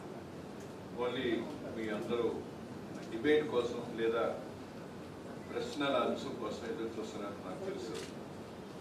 డిబేట్ అనేది ఎంత బాగుంటే అంత ఈ సమావేశానికి ఒక ఉపయోగం జరుగుతుందనే నా అభిప్రాయం. కానీ కొన్ని అంశాలు నా ఎక్స్పీరియన్స్లో నేను చూసిన కొన్ని అంశాలు మీ దృష్టికి తీసుకొస్తాను. మీ డిస్కషన్లో ఒక ప్రాతిపదికగా ఉంటే బాగుంటుంది. ఒకటి, ఇటీవల కాలంలో వక్తలందరూ చెప్తున్నారు ఈ రాష్ట్రంలో ఏం జరుగుతుంది, రూల్ ఆఫ్ లా ఉందా, దేశం మొత్తంగా కూడా అది నడుస్తుందా, మన రాజ్యాంగానికి ఒక విలువ ఉందా, దాన్ని అనుసరిస్తున్న తీరులో ఏం జరుగుతుంది, ప్రజలకున్న హక్కుల మీద ఏదన్నా విలువ ఉందా అని మనం కనుక ప్రశ్నించుకుంటే చాలా దురదృష్టకరమైనటువంటి పరిస్థితులు మనం అవుతాం.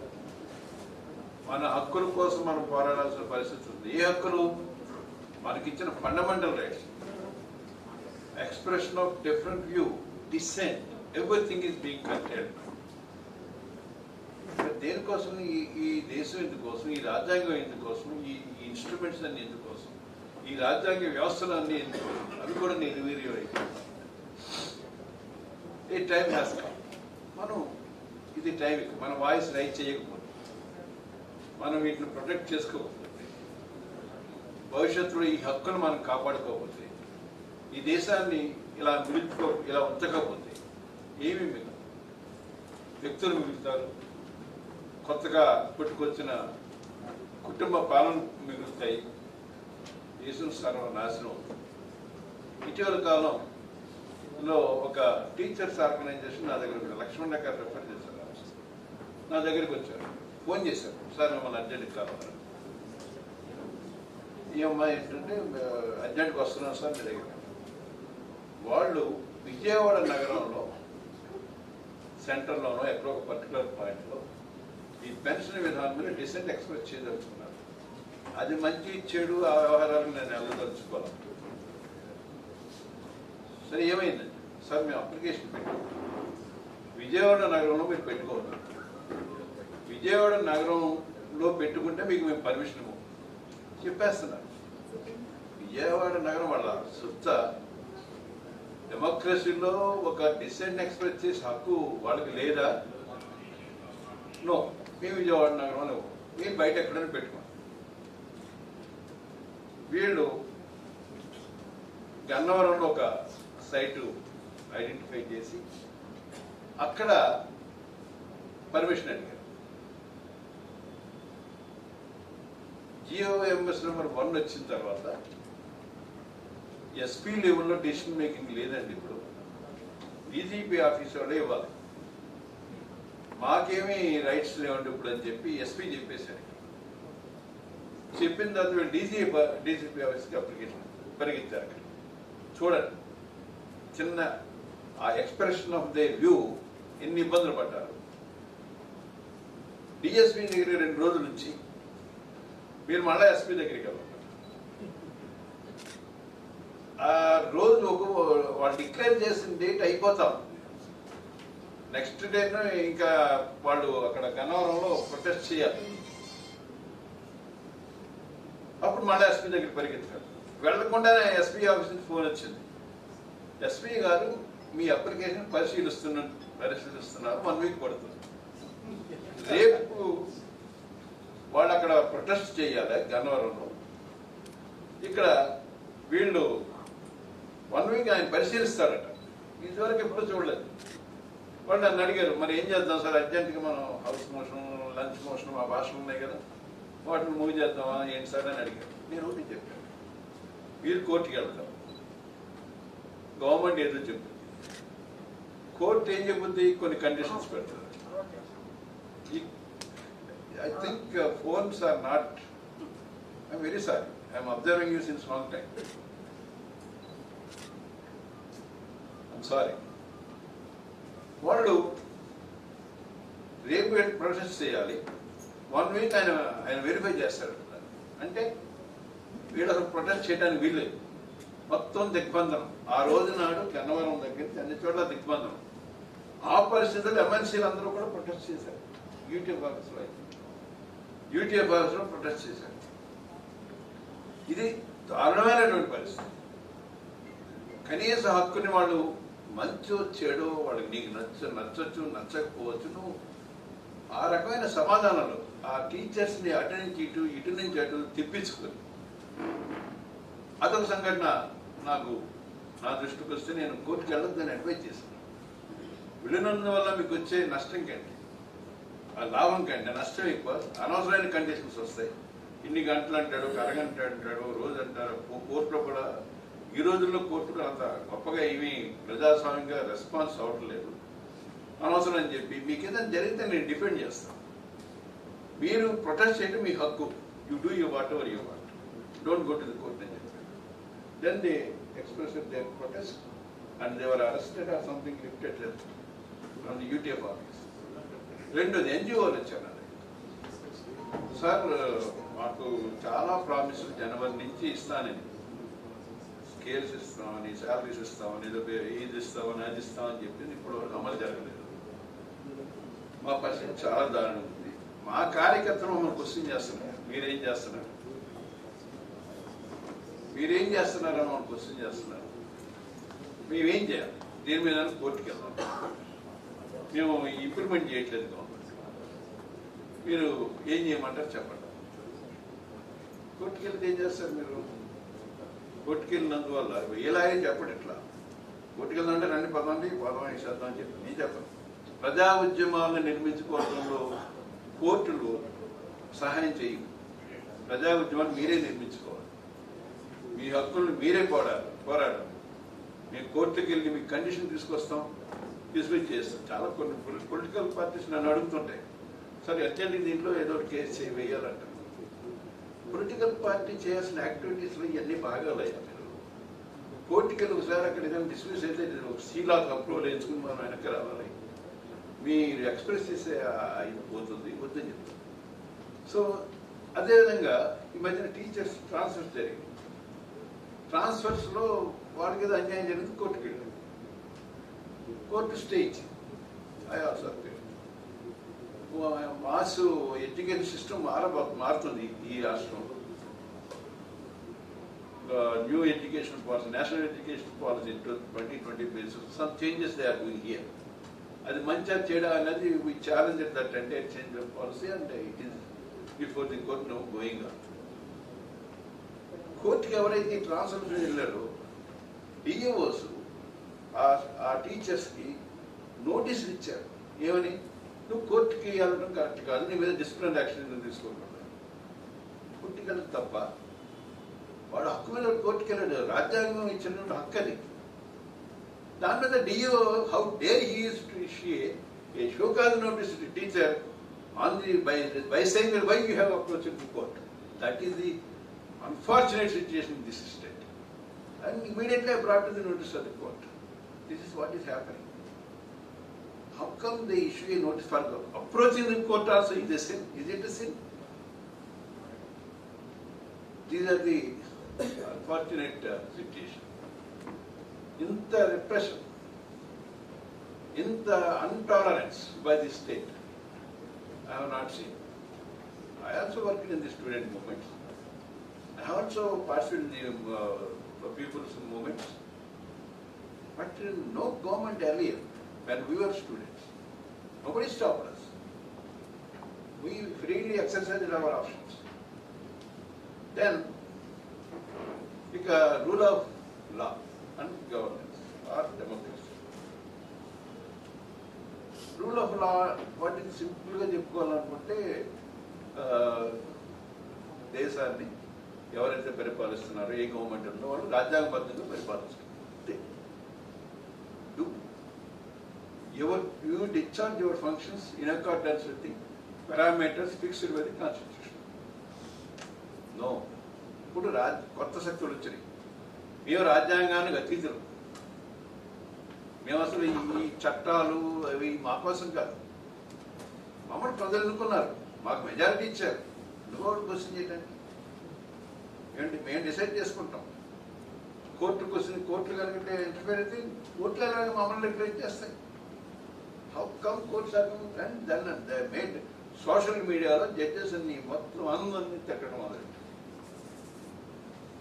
కోర్టు కంటెంప్ట్ ఇనిషియేట్ చేసింది, నోటీసులు ఇచ్చింది, కేసులు రిజిస్టర్ చేయమన్నారు ఎవరైతే పెట్టారో పోస్టింగ్స్.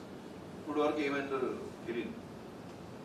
అంటే రాజ్యాంగం మీద గౌరవం లేదు, రాజ్యాంగ వ్యవస్థ మీద గౌరవం లేదు, కోర్టుల మీద గౌరవం లేదు, న్యాయస్థానం మీద గౌరవం లేదు, జడ్జీల మీద అంతగా తెలియదు. ఈ మధ్యన ఒక దురదృష్టమైన పరిస్థితి ఏంటంటే, జయప్రకాష్ నారాయణ గారు చెప్తున్నారు, కులం అనేది దారుణంగా మన ముందుకు వచ్చింది. మేము స్టూడెంట్స్ మూమెంట్ ఉన్నాం. Rajendra Prasad is here, Posani is there. ఇప్పుడు స్టూడెంట్ ఆర్గనైజేషన్లో పనిచేసాం. అప్పుడు మాకు ఎస్ఎఫ్ఐ అని ఉండేది, ఏఎస్ఎఫ్ ఉండేది, పీడిఎస్ ఉండేది, ఆర్ఎస్సీ ఉండేది, ఇట్లా ఉండేది. ఇప్పుడు క్యాంపస్కి వెళ్తే కులాల పేరుతో బోర్డు.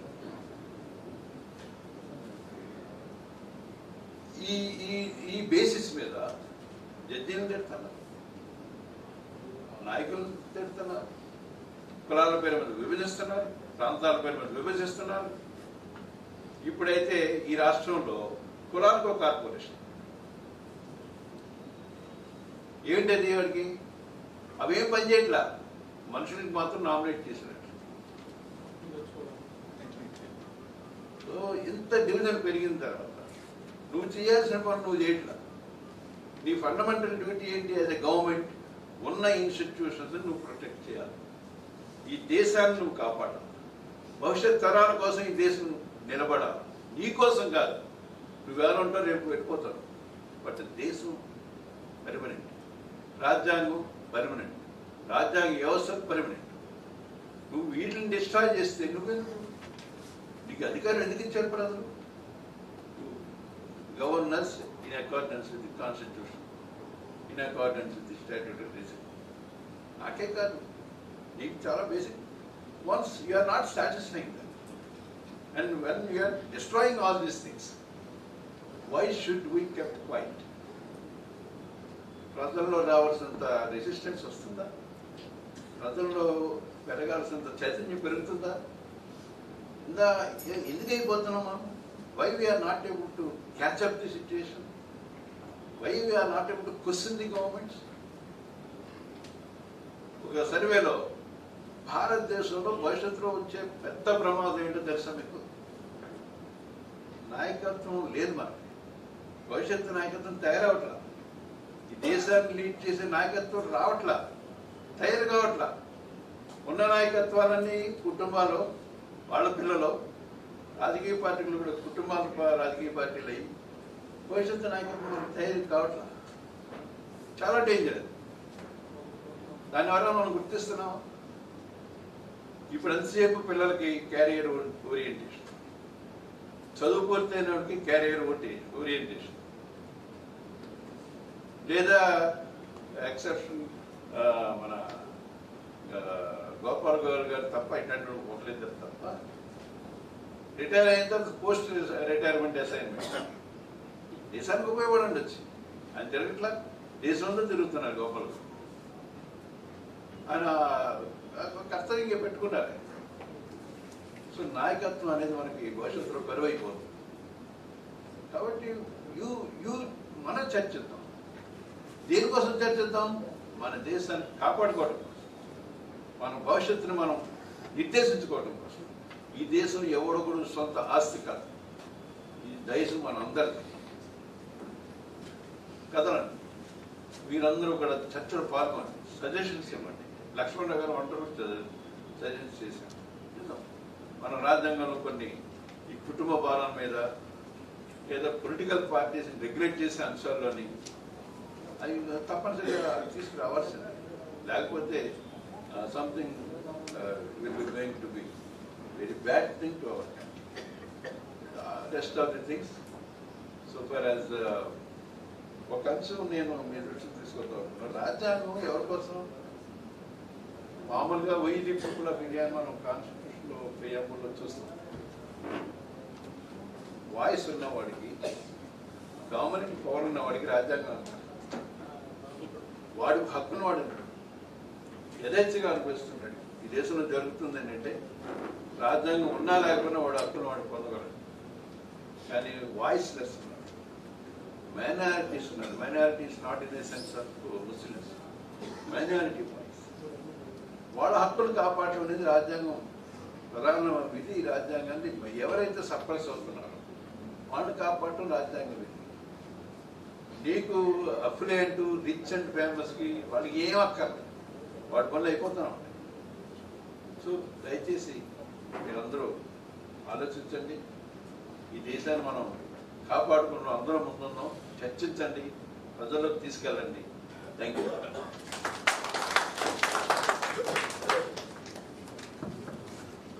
థ్యాంక్ యూ సత్యప్రసాద్ గారు. ఆయన ప్రతిదానికి కులం మతం తీసుకొస్తారంటే నాకు ఒక గుర్తొచ్చిన కేసీఆర్ గారు ఆయన ప్రభుత్వం తీసుకున్న నిర్ణయాలు నేను సమర్థిస్తే చూసారా, ఏపీ గారు చెప్పారు చాలా విజ్ఞతతో, నువ్వు గవర్నమెంట్ అంటాడు. నేను వ్యతిరేకిస్తే ఆంధ్ర వాడు ఇక్కడ మాట్లాడే ఎందుకంటాడు. అంటే చూస్తున్నారా, మీ అందరి మనసుల్లో కూడా ఈ ఆలోచనలు ఉన్నాయి. కాబట్టి మంచి ఆపర్చునిటీ. విజ్ఞాన వారు ఉన్నారు, ఎస్ గోపాల్ గౌడ గారు, లక్ష్మణరావు గారు, సత్యప్రసాద్ గారు, సూరి గారు. క్లారిటీ రావడం కోసం చెప్పని షార్ప్గా క్రిస్ప్గా క్వశ్చన్ కొన్నట్టయితే సూరి గారు కాసేపు కూర్చోవచ్చు. మీకు నో కాబట్టి లెట్స్ టేక్ సమ్. నాకు ఎయిర్పోర్ట్కి వెళ్ళాలి తప్ప ఇబ్బంది లేదు. ఫ్లైట్ 9:30 ఉందంటే ఇక్కడ 7:30 బయట సరిపోతుంది కదా. I'm okay. ఏమో నేను ఇప్పుడు హార్ట్ అటాక్ వస్తుంది, 28 వచ్చింది నాకు కూడా. అది లాస్ట్ మినిట్లో మళ్ళీ రేపోతే నా కోసం ఫ్లైట్ అయితే మీరే తిడతారు. మళ్ళీ రూల్ ఆఫ్ లా మాట్లాడి ఫ్లైట్ ఆగించాడు.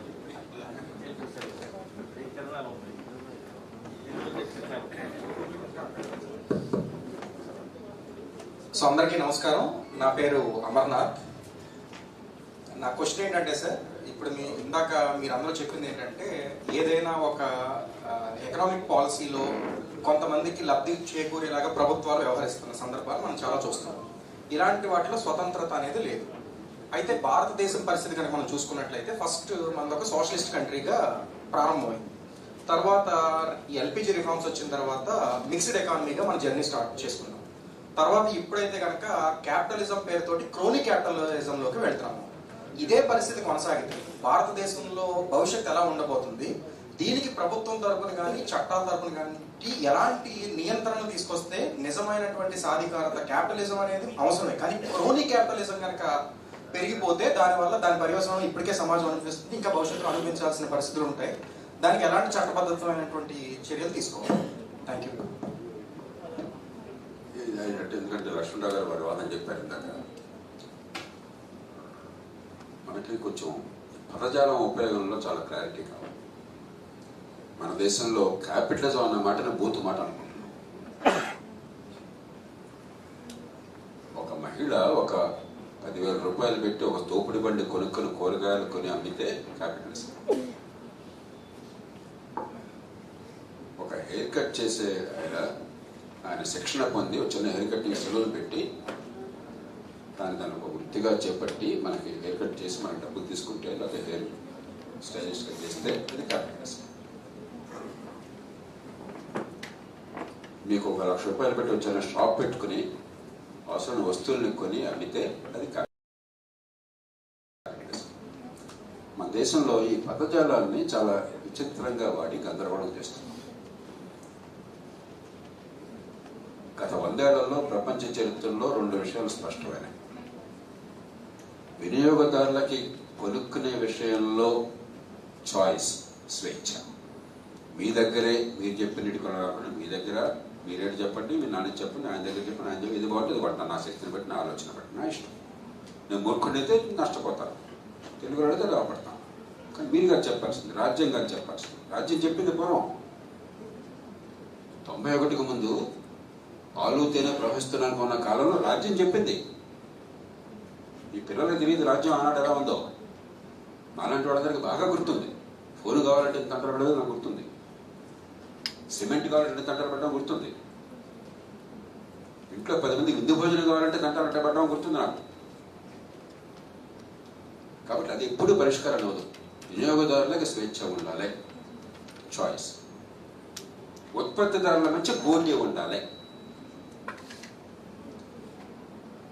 అది ఆర్థిక స్వేచ్ఛ, అది క్యాపిటలిజం.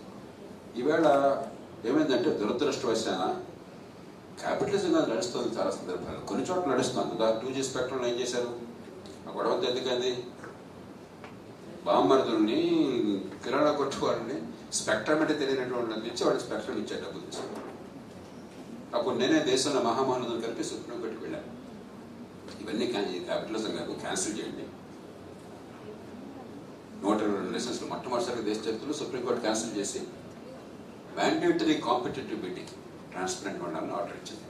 అప్పటి నుంచి ఇప్పటిదాకా నేను ఖచ్చితంగా గుణమే చేసి చెప్పగలను, there is zero corruption in spectrum allocation in India. That is capitalism. ఏది ఆపాలి? ఈ కాంపిటేటివ్ బిడ్డింగ్ లేకుండా వాడికి ఇచ్చాడు ఆపాలి, రాంగ్. లేకపోతే మరొక ఫేవరెట్ చూపెట్టేసి ట్రాన్స్పరెంట్గా లేకుండా, చాయిస్ లేకుండా చేస్తే దట్ ఈస్ రాంగ్. మొనోపొలీ చేస్తే మనం అన్ని గంపకొత్తి కలిపేసి డబ్బు సంపాదించుకుంటే అది చాలా దుర్మార్గం అనుకుంటున్నాం. ఈ టెలిఫోన్లు ఉత్పత్తి చేసిన వాడు, లేకపోతే గూగుల్ సర్వీస్ ఇచ్చిన వాడు కోటీశ్వరుడు, అపర కోటీశ్వరుడు అయినాడు. ఇప్పుడు మీకు నాకు తెలియదు. ఆ గూగుల్ వాడు కావచ్చు, లేకపోతే మైక్రోసాఫ్ట్ వాడు కావచ్చు, లేకపోతే మరో కంపెనీ వాడు కావచ్చు. వాడు ఏదైతే మీకేం కావాలి, నాకే కావాలి, నాకేం వచ్చింది నేను చూసుకుంటే ఫోన్ వల్ల నాకు బాగుందా లేదా, ఈ ఫోన్ పనిచేస్తుందా లేదా, మార్కెట్ ఇది ఒక్కటే కొనుక్కోవాలని నిబంధన పెట్టాలి, 10 కొనుక్కోవచ్చా, ఏది నచ్చింది, రేట్ ఏంటి, నాకు కావాల్సిన సౌకర్యాలు అనుకుంటున్నాను. That's all I bother.